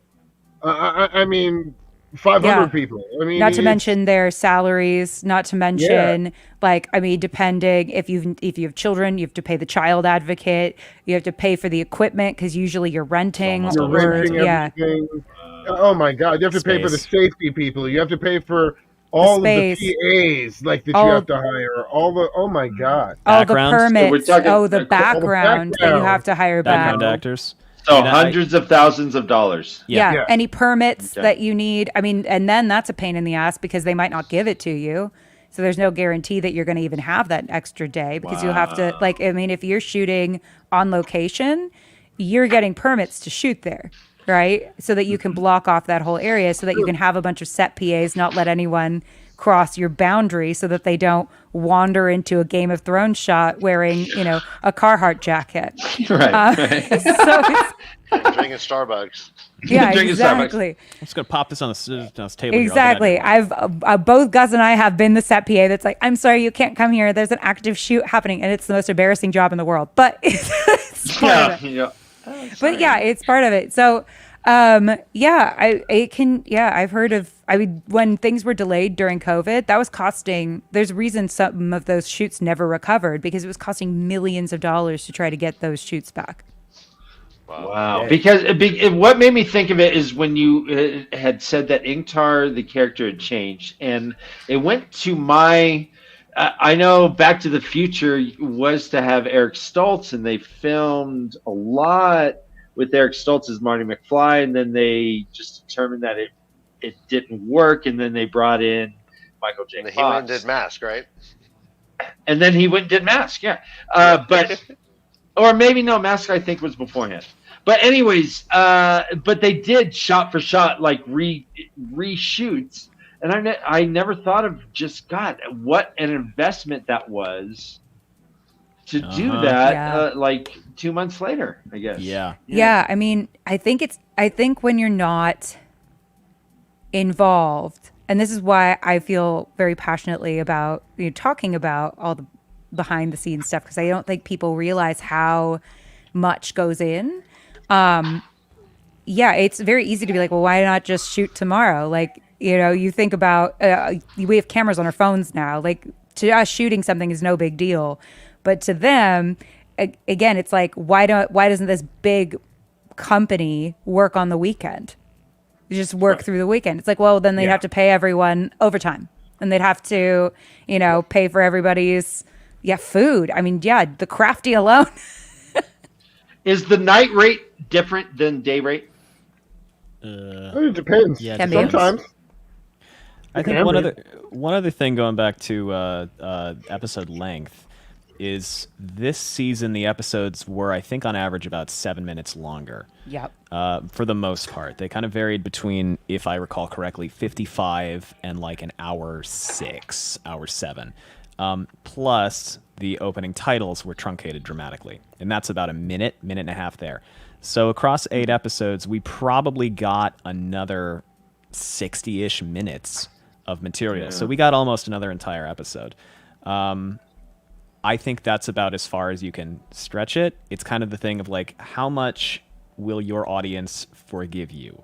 How much will they grant you, and how much grace will they extend you if you're going to say, I know that this is when you expected this story to stop, but I need you to bear with me for another 5 minutes, 10 minutes, 15 minutes, right? Because once you start pushing past an hour and the next kind of reasonable, where we expect a stopping point is 90 minutes, that's a movie. And a movie is a different thing. And you can have an hour and a half long episode. You can have a 2-hour episode. Yeah. And certainly some shows that have, usually usually it will be after a show is wildly Very popular, successful. and it will only happen either in like the mid-season, like the very midpoint season episode, or the very last episode. Yeah. But we They'll can agree maybe that do that. But yeah, it's got to be a special thing. we can agree that 8 episodes a season is somewhat truncated, though. Correct? Yes. Totally. Yeah. Which is one of my bigger frustrations. Give us 10, then you don't have to squeeze. You can have in a whole a step an episode, and I won't be like, oh, Ain't gonna happen. No. That's the problem. Ain't gonna happen. Give me Streaming 10 episodes. has unfortunately started to really favor, and I would love plenty 10 of feelings episodes. about this I would love myself. 12. And a lot of artists have a lot of feelings about streaming and how would it's love changed 20, the game depending on the show. for better or worse. But there is a trend toward 8 episode seasons, and unfortunately, it's hard to break out of that once you're given that allotted amount of episodes. Is that an allure to get? I almost wanted it to be. Oh, hold on. Is that an allure to get certain actors to say, "All right, we're only doing eight episodes a season," so, or is it the same amount of work regardless? It's that the writers' rooms don't have to last as long, which means you're not paying those people's salaries as long. It also means, and this is a little shady, it also means you can hire fewer writers. Yeah, it means you can hire fewer writers, so you pay fewer salaries. Your rooms don't have to be as long. I mean, this is why the strikes. This is a big part of why the strikes were happening, because it was suddenly becoming an unsustainable career. It also means that you shoot for less time. Like we heard, episodes. A day of shooting could be at $250,000. Who knows how long, like any individual episode's going to take to film? So it's all a financial. It's a financial consideration more than anything else. Is that you have to hire fewer people, you have to do fewer days of shooting. You don't have to pay. I mean, if you are being hosted on a streaming site, you don't have to pay as much for them to host your episodes because it's fewer episodes. I mean, there's a lot that goes into that. You mentioned the union. From what I understand, this was not a union shoot. What? I guess without talking like mad shit or anything, but or if you are feeling mad shit, then tell it. But what is this what European shoots are, that you don't have union protections, or is this a realm that Amazon kind of more exhibits? Depends on the country. I don't think it was a fully non-union. There are some places. Go ahead, Jansen. Yeah, there's some places here in this country that are non-union. Yeah, plenty. I believe from an acting perspective, this was a UK Equity production. So UK Equity is the unified union in the United Kingdom or in Europe. I'm not sure. I don't know the specifics. For like all performers. So theater, stage, film, TV, whatever, radio. In the States, we have Actors Equity Association, which is stage. And then we used to have SAG and AFTRA, which was Screen Actors Guild and American Federation of Television and Radio Artists. And then those two combined to be SAG-AFTRA. The UK Equity has essentially agreements with SAG, which allows SAG workers to work on UK Equity productions, I think, get essentially what they would be doing if they were SAG. There's FICOR too. Yeah, I forgot about that. Yeah. So I don't think that the show was entirely not union production. I don't know what the state of European writers unions is, because I'm pretty sure that they didn't hire WGA writers. I know they didn't. Yeah. So, well, I mean, RAFE is obviously WGA, but I know that they specifically wanted European UK writers for that show, at least for season 2. I don't know about what the status is now. Preferably 15-year-olds, and that we can work for 12-hour days, 7 days a week in a darkened basement, blah, blah, blah. I mean, different countries have different protections for creatives. I mean, there are certain countries where, I believe in the UK, tea time is mandatory. That you do need a tea break during. Yes, I believe that cool. is true. That they have worked in like a tea break is part of the contract. So you have to break for tea. That's kind of great. At some point during the day, it's just as important as lunch break. I heard they left millions on the table, but they got their tea. They got their tea. Yeah. So no dental, but yeah. So that's the thing. I mean, like, so you can get like a tea credit. Yeah, exactly. So yeah, that's what I believe to be true. Is that over in the UK you have to have a mandatory tea break. I like in France there's like way stricter regulations about breaks. So there's that like. And when you can shoot and how long. So every country is different. It all kind of depends on what protections they already have for workers there too. Okay. So it's a lot to navigate because usually too when you are shooting on location somewhere, you are required to hire local crews. Mm-hmm. So like from on the day to day, if you're doing one storyline in the Czech Republic and you're doing another storyline in the UK, those are completely different crews that are working on those. You'll even see it on the credits. They'll show like the Tokyo team or the London team or the Chicago team, and all different.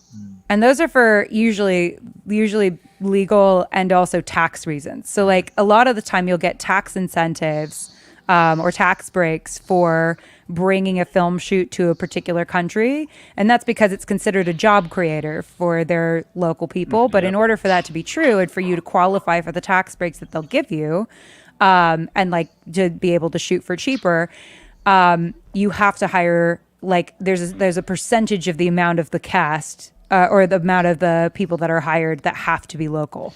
Again, going back to Lord of the Rings, there's an anecdote about how I don't remember which fight it was, but like I don't remember where exactly. I'm going to say Wellington for the purposes of this story. But there was not a person over 6 feet in that town who had not been recruited to play an Uruk-hai.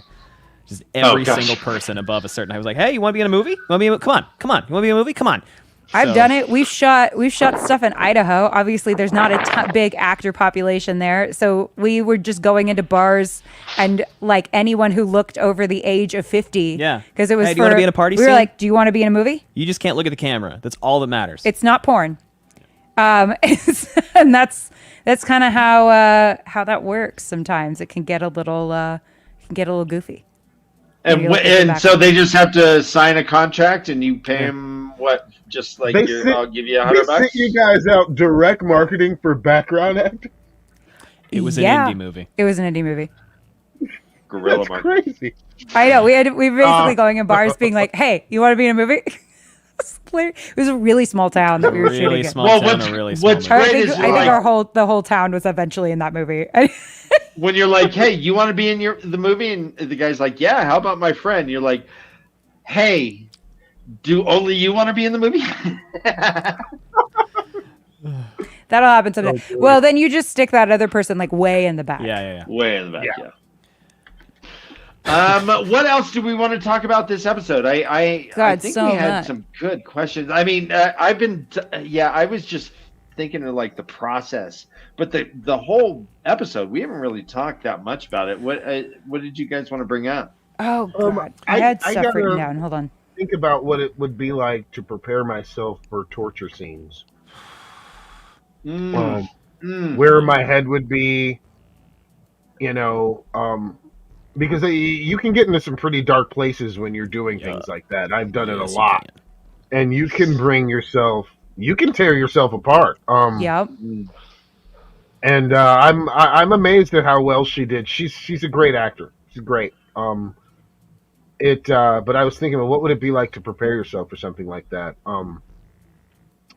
She's, this character goes. Can you go through it a little bit? Well, what I would do for me to put myself in this position like that, I'd have to be alone for a while. Yeah. And compartmentalize my thoughts to just a few. I'm actually really good at preparing for bad scenes like this. I don't know why. Like I'm crying, things like that. You can pull a lot from the bad things that happen to you, but you're not supposed to pull too much. No. It's tough, it's a crazy. You never go crazy full balance. torture. No, Nope, it's a don't want to do balancing act. that. Yeah, it's a You never total go full balance. torture. People, there are famous examples that we could mention, but people have gone too far into the method of it all and have died. So because they've psychologically damaged themselves so much. Developed substance abuse issue. Yeah. I worry about Adrian Brody. Yeah, me too. Like every day I do. Yeah, I'm like, is he gonna starve himself for another role or what? Yeah.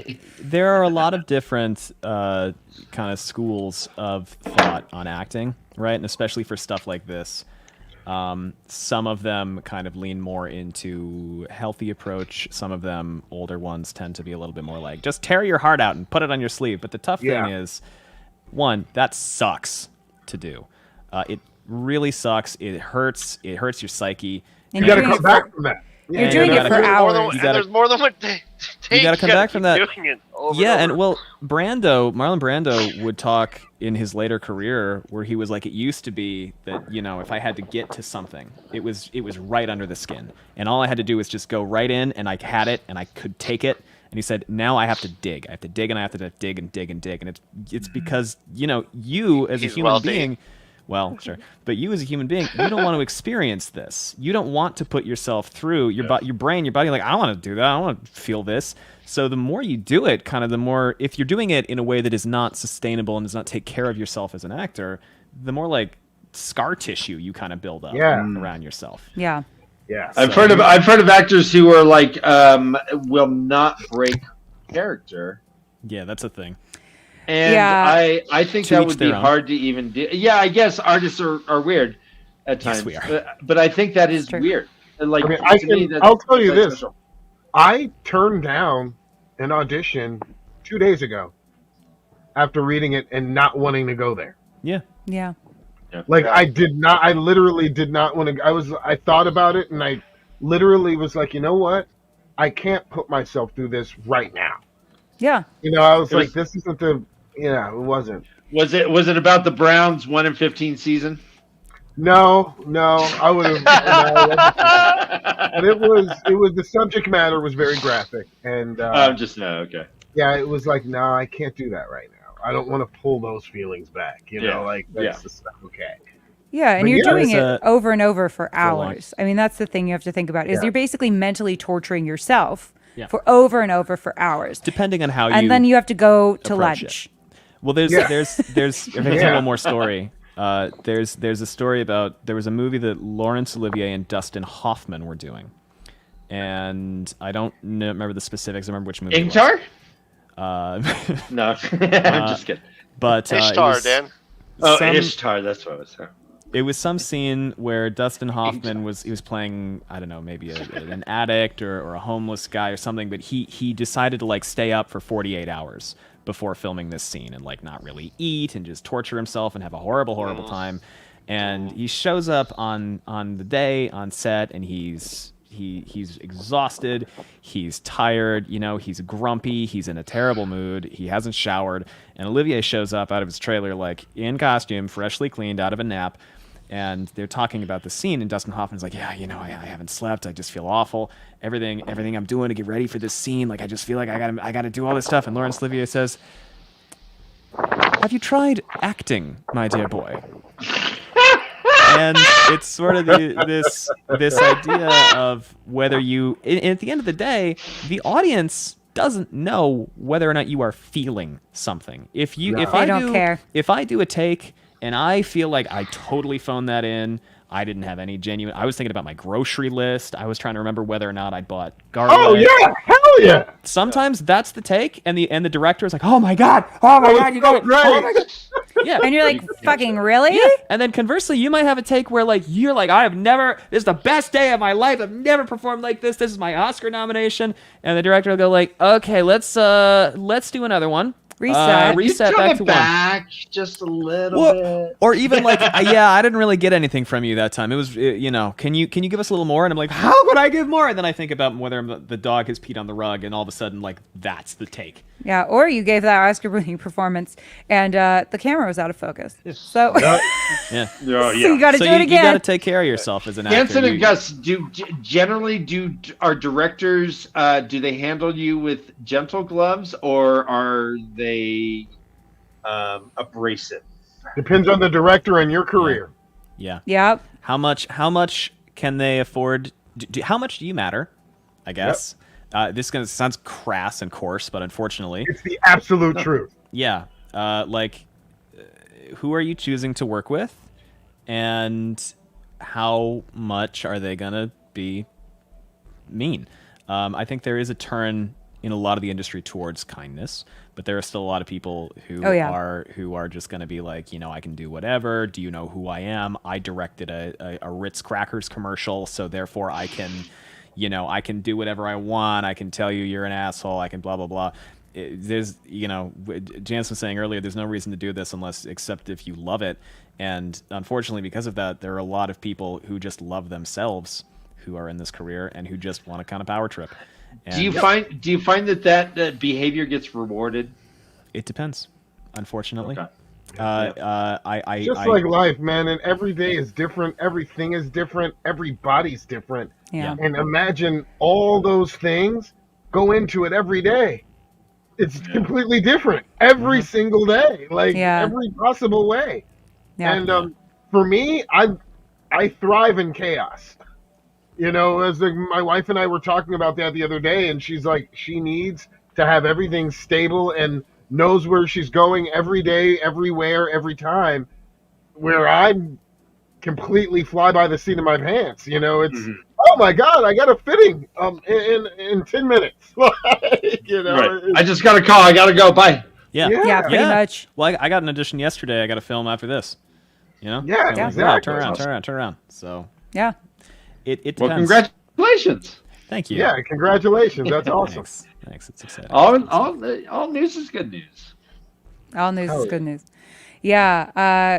It's a pretty weird lifestyle we've chosen. I love it. Yeah, I could not and would not do anything else. Yeah. It is a ridiculous thing to do. I love it. Yeah. Some days I'm like, why did I pick this? But then it reminds me again. You go through so much to do this, and you just kind of, not to mention that, until you really start to have a career, your family thinks you're insane.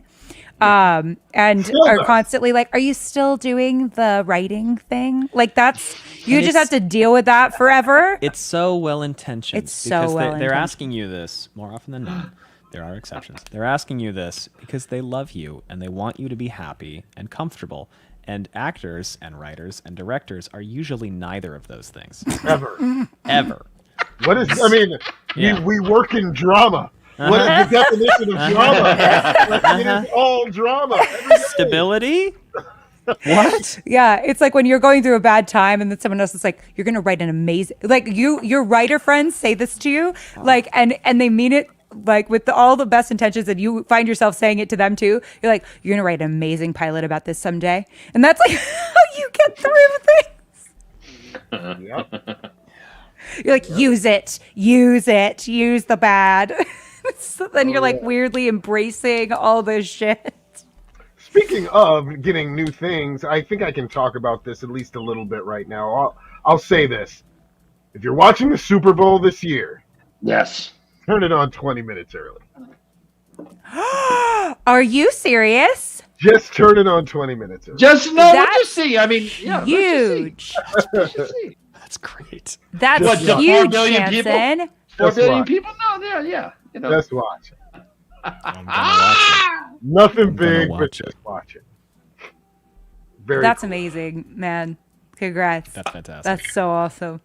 Check it out. And Gus and Allie, feel free if it arises and you feel that it's appropriate, feel free to plug any and all things that you are doing or have done. I mean, for real. People want to. Someone might have something soon. But I can't. It's not. It's. I can't talk about it yet, and it's not. Okay. It's not something that is widely accessible. Don't undersell it. Okay, I thought you were going to undersell your thing. I was going to be annoyed anyway because this is what happens. Would have to be it's not a big deal. people do this all the time. Like, I mean, it's not a big deal. I was talking to a writer the other day, and she goes, I mean, it's not a big deal. I just like published a graphic novel recently. And then I looked it up, and I was like, it came out via Simon and Schuster, and it's available at Barnes and Noble. I was like, that's a big freaking deal. But that's what they do. And she was like, well, you took a really long time to tell me that you like wrote for TV. And I was like, because it's embarrassing. It's yeah. No, this is something where like Jansen might be able to see it, but if you don't live in Los Angeles, you probably wouldn't. So yeah.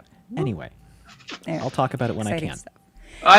Please do. We encourage your continued success. You guys are doing things right. All three of you guys. Like to me, you guys are like the gem of the industry, and I do want success.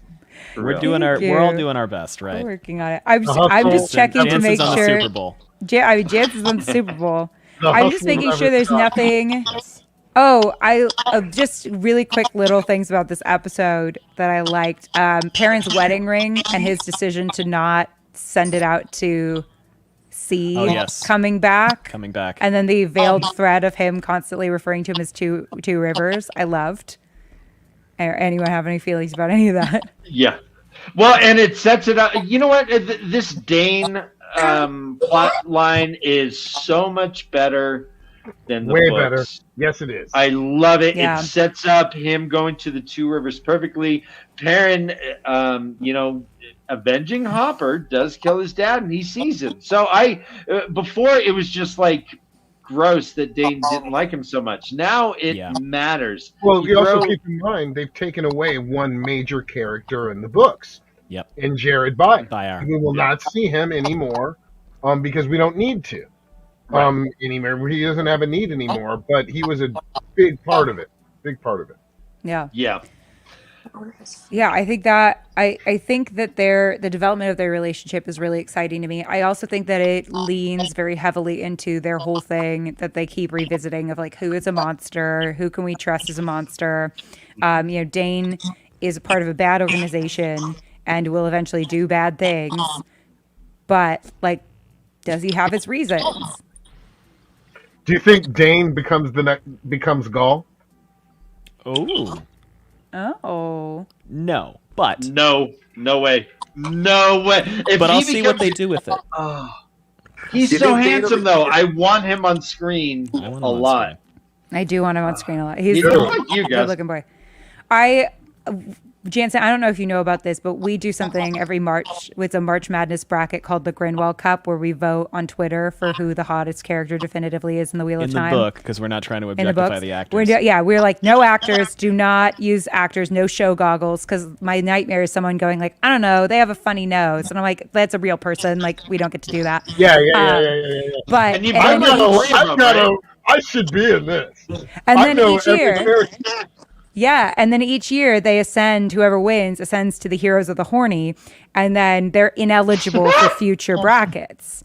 And so far it's been Avienda, Brigitte, and Barrelane won the first 3 years. Yeah, and so now it's our fourth year. Way.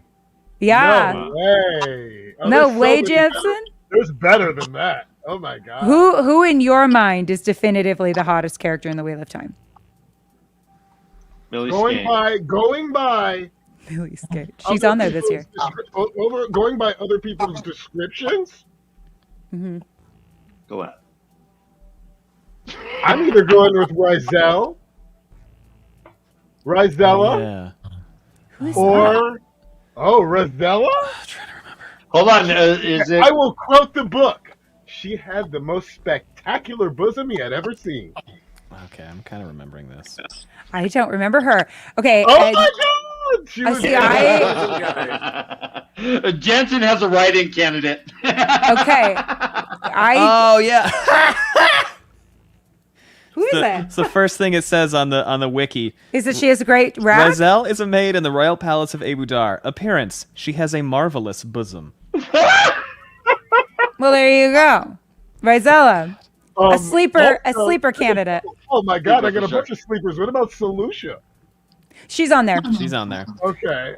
She's on this year. She's red. What's her name? Elid Abarium. is my perennial I dark know, horse. Ellen, but she's dead. We don't. If you die, you're dead, and then you don't get to be on because. And then there was the one white, weird.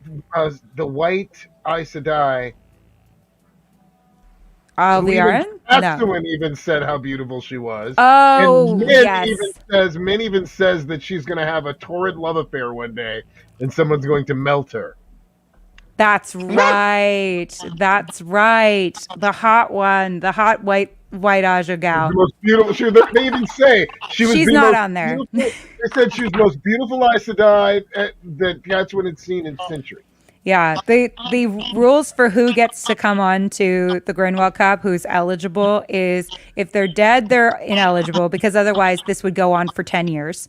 And the cut it down to 64 Lanfear is on this year because I'm convinced that she's what's her face. So I'm like Sindain. So I'm like, whatever, she's alive.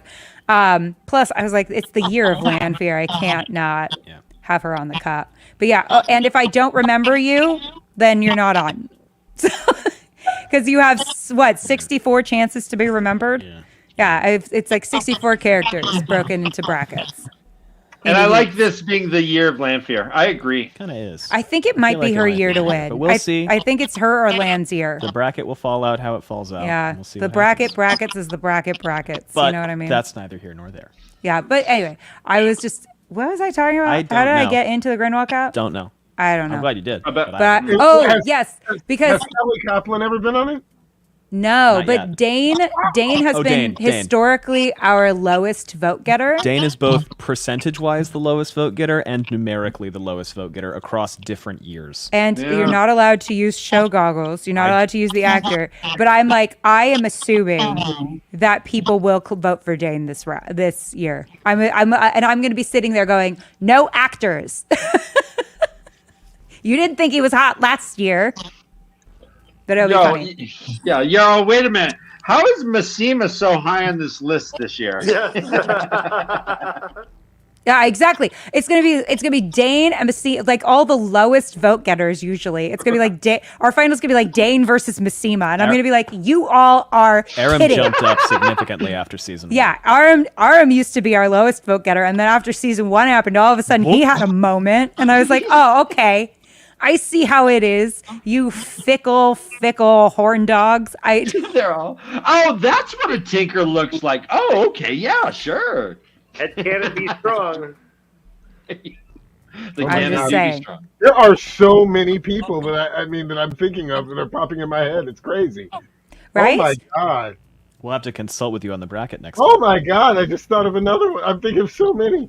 If you want to come on our analysis, The High Lady Altima. High Lady Altima. Is Altima on this year? I don't think so. I don't think she I'll may. double check the bracket. I know Alejandra is this year. Yeah, that makes How about sense. the Nissan Altima? Maybe I'll pop Altima on somewhere. We'll figure it out. I'm gonna pop we'll Altima circle on back. somewhere. She was I'll find her. she was basically made a sex slave, wasn't she? Unfortunate. Yeah, unfortunately. Yes, she was. The Docaval, I think, right? Wasn't she Docaval? No. The High Lady Altima went to escape here to go to Camelin, and Gabriel swapped her up. Her. Yes, forgot about her. Who am I thinking of? I don't know. Who's hooking up with Joylin? Amathera. Yeah. She's not on there either this year. I'm gonna maybe play around. We gotta reconsider some. I'm shocked Morgaze wasn't on it. She is. Morgaze is on. She is. Morgaze is on. She's on every year. She does well. She's a perennial thing. Yeah, she does well. But historically. Anyway, we've diverged from the show. Yeah, but I just wanted to that'll be the thing we plug is the Grinwell Cup is coming up in March. Every weekend we do breakdowns of the results. And every day on Twitter, there is a new poll. And I know all of y'all love polls. Polls are fun. So I love clicking on a poll. So yeah. Come play with us on Twitter. It's super fun. I refuse to call it X. And I you and me both. It's Twitter or die. Yeah, it's Twitter till the end. Will Takes Podcast. I didn't properly introduce you guys. You guys are awesome. If you guys have not checked this out, and in fact, I was skimming Reddit, and you got some unsolicited love on Reddit the other day. Yeah, we did. You did. I'll send you the link. Well, that's very nice. Wow. Yeah, it was in comment. It was a comment in response to your show breakdowns, and they were saying, sweet. They were counting down the seconds before you said a phrase. I don't remember what it is. So I'm sure it's I'm sure it's either here's the thing. It's either here's the thing or as much as humanly possible. Yeah, we say those things a lot. I think it was a different one. I will, really? Yeah. But I love seeing it. Reddit can be kind of not the nicest sometimes. It can. So. Occasionally. All right. So here's what it says. All right. It was about your Strangers and Friends, season 2, episode 2. The title says, "I fucking love this podcast, but let me guess, : And then it says, 2.5 hours of Celine, the barmaid, and Rand. 5 seconds after, spoiler, baby. So Lanfear, huh? Yeah. Does that make sense? Yes, that makes because we break the episode. So the way our show breakdown episodes work, they're so long. Our longest one is 7 hours long. And they're broken into 3. I'm not kidding. They're broken into 3 parts. The first part is for people who haven't read any books and don't necessarily want to they want to experience the story through the show. So we talk about kind of like analysis and adaptation, what they're doing, and changes and things like that. And then we play a very loud siren where Allie yells, "It's a spoiler." And there's a foghorn that goes off. Spoiler, babies. And then there's a shorter section where we talk book spoilers through what she's read. And sometimes there's a third section where there's like a Star Trek Red Alert siren, and then it cuts to me and usually Bree, who is half of an author duo called Kit Rosha, comes on and we talk about full spoiler stuff. Yeah. So it depends. But yeah, that's what that means is we spent 2.5 hours talking about Celine in episode 2 and discussing sort of, here's a person we're kind of viewing this character as like a love interest, and we know what they're like in the books, and they're being shot in such and such a way. It's not really an ingenue role, but it kind of is. And then we play the siren and we go, right, Lanfear's here's here, what everybody. They're doing. Yeah. Here's what they're doing. All right. Yeah. Here's how they're making us like her. Yeah. And we talk about things like how they shoot people, the lighting that they use, the costuming, all the like funny little hints that you start to notice of that they're like placing for their character. Like with Adelia's, she's constantly wearing red flowers. Well, there's something about Lanfear that I wanted to know if you guys picked up. Now, in the books, when they're in Tel'aran'rhiod, they appear how they see themselves. Yes. Now, has anyone noticed in the show when Lanfear is actually in Tel'aran'rhiod, she looks different? Mm-hmm. Yeah. Now, so is she wearing the Mask of Mirrors in the real world is what I want to know. Good question. I bet. So does That's she a good not, question. does she look different in the real world? Because she already has said, this is going a little bit further, but she does quote saying that she has some secrets that she still has. So she's saying flat out there's things that we don't know that she can do. Yep. That's very true. I think that's going to be something important to track kind of as a side to that question, is just how much there is that the Forsaken seem to know that other people don't. I think they're having a lot of fun with like information and also like abilities that they have. In terms of that, I mean, I guess you can look different in Tel'aran'rhiod than you do in real life, right? Yeah, Like, I you mean, can I change would your go hands. into a couple of the other Forsaken, but every time I'm about to do that, I look down at that little screen that says Crossroad of Twilight, and I'm not saying nothing. Yeah, I hear you there. Thank you. It's tough. I know. We gotta hurry up and finish. We'll get there. Give it about a year and a half. 2 Yeah. years. No, You're you know not what? I gonna like really long form shit. I like long form stuff. Take Okay, your time. so I just started Take a reading tea break. Great Hunt again. I want to see if I can catch up to you guys. Oh. You can. All right, so You can. I'm doing about one book a week. Oh. Well, then you definitely will. Yeah. So Okay. we are 199 episodes in, and we are 9 chapters into Knife of Dreams, and according to my ebook, we are 67% of the way through the entire series, and we have been doing this for 4 years. Wow. So I would guess, and in our first season, our book 1 coverage was only 4 episodes because we decided to, we didn't know what we were doing yet. So I would anticipate probably somewhere in the realm of 123 more episodes, and I'm calling my shot. It's going to be 322 episodes, and we're going to finish up sometime about 2 years. Ish. It's just a guess. I don't actually. Wow. Right. Imagine I being will be that partying so hard at Jordan Con when I'm done. I will be going in every room, just ready to talk. I'm not going to be afraid of anyone, and no one's going to be afraid of me. Because every time I walk up to a group now, everyone like quiets. They're like, Ali's here. High school again? That and they thing immediately, with that guy. They immediately look at me and they're like, "What book are you on? How far are you in? Quickly, yeah, tell us." Where you at? And I'm like, well, what's going on with such and such person? I'm like, just in case. I instill fear in the hearts of people at Jordan Oh my Con. God, it's 6:17, you guys. All right, we gotta go, man. We gotta go. Yeah, we do. This has been fun. Thank you for having us again. I'm sorry we were. Yeah. We had No, culinary guys, absolutely. I bet you it still tastes delicious. I destroyed our Instant Pot. I really did. Oh. And I'll tell that story sometime. We'll get there. Okay. It was really funny.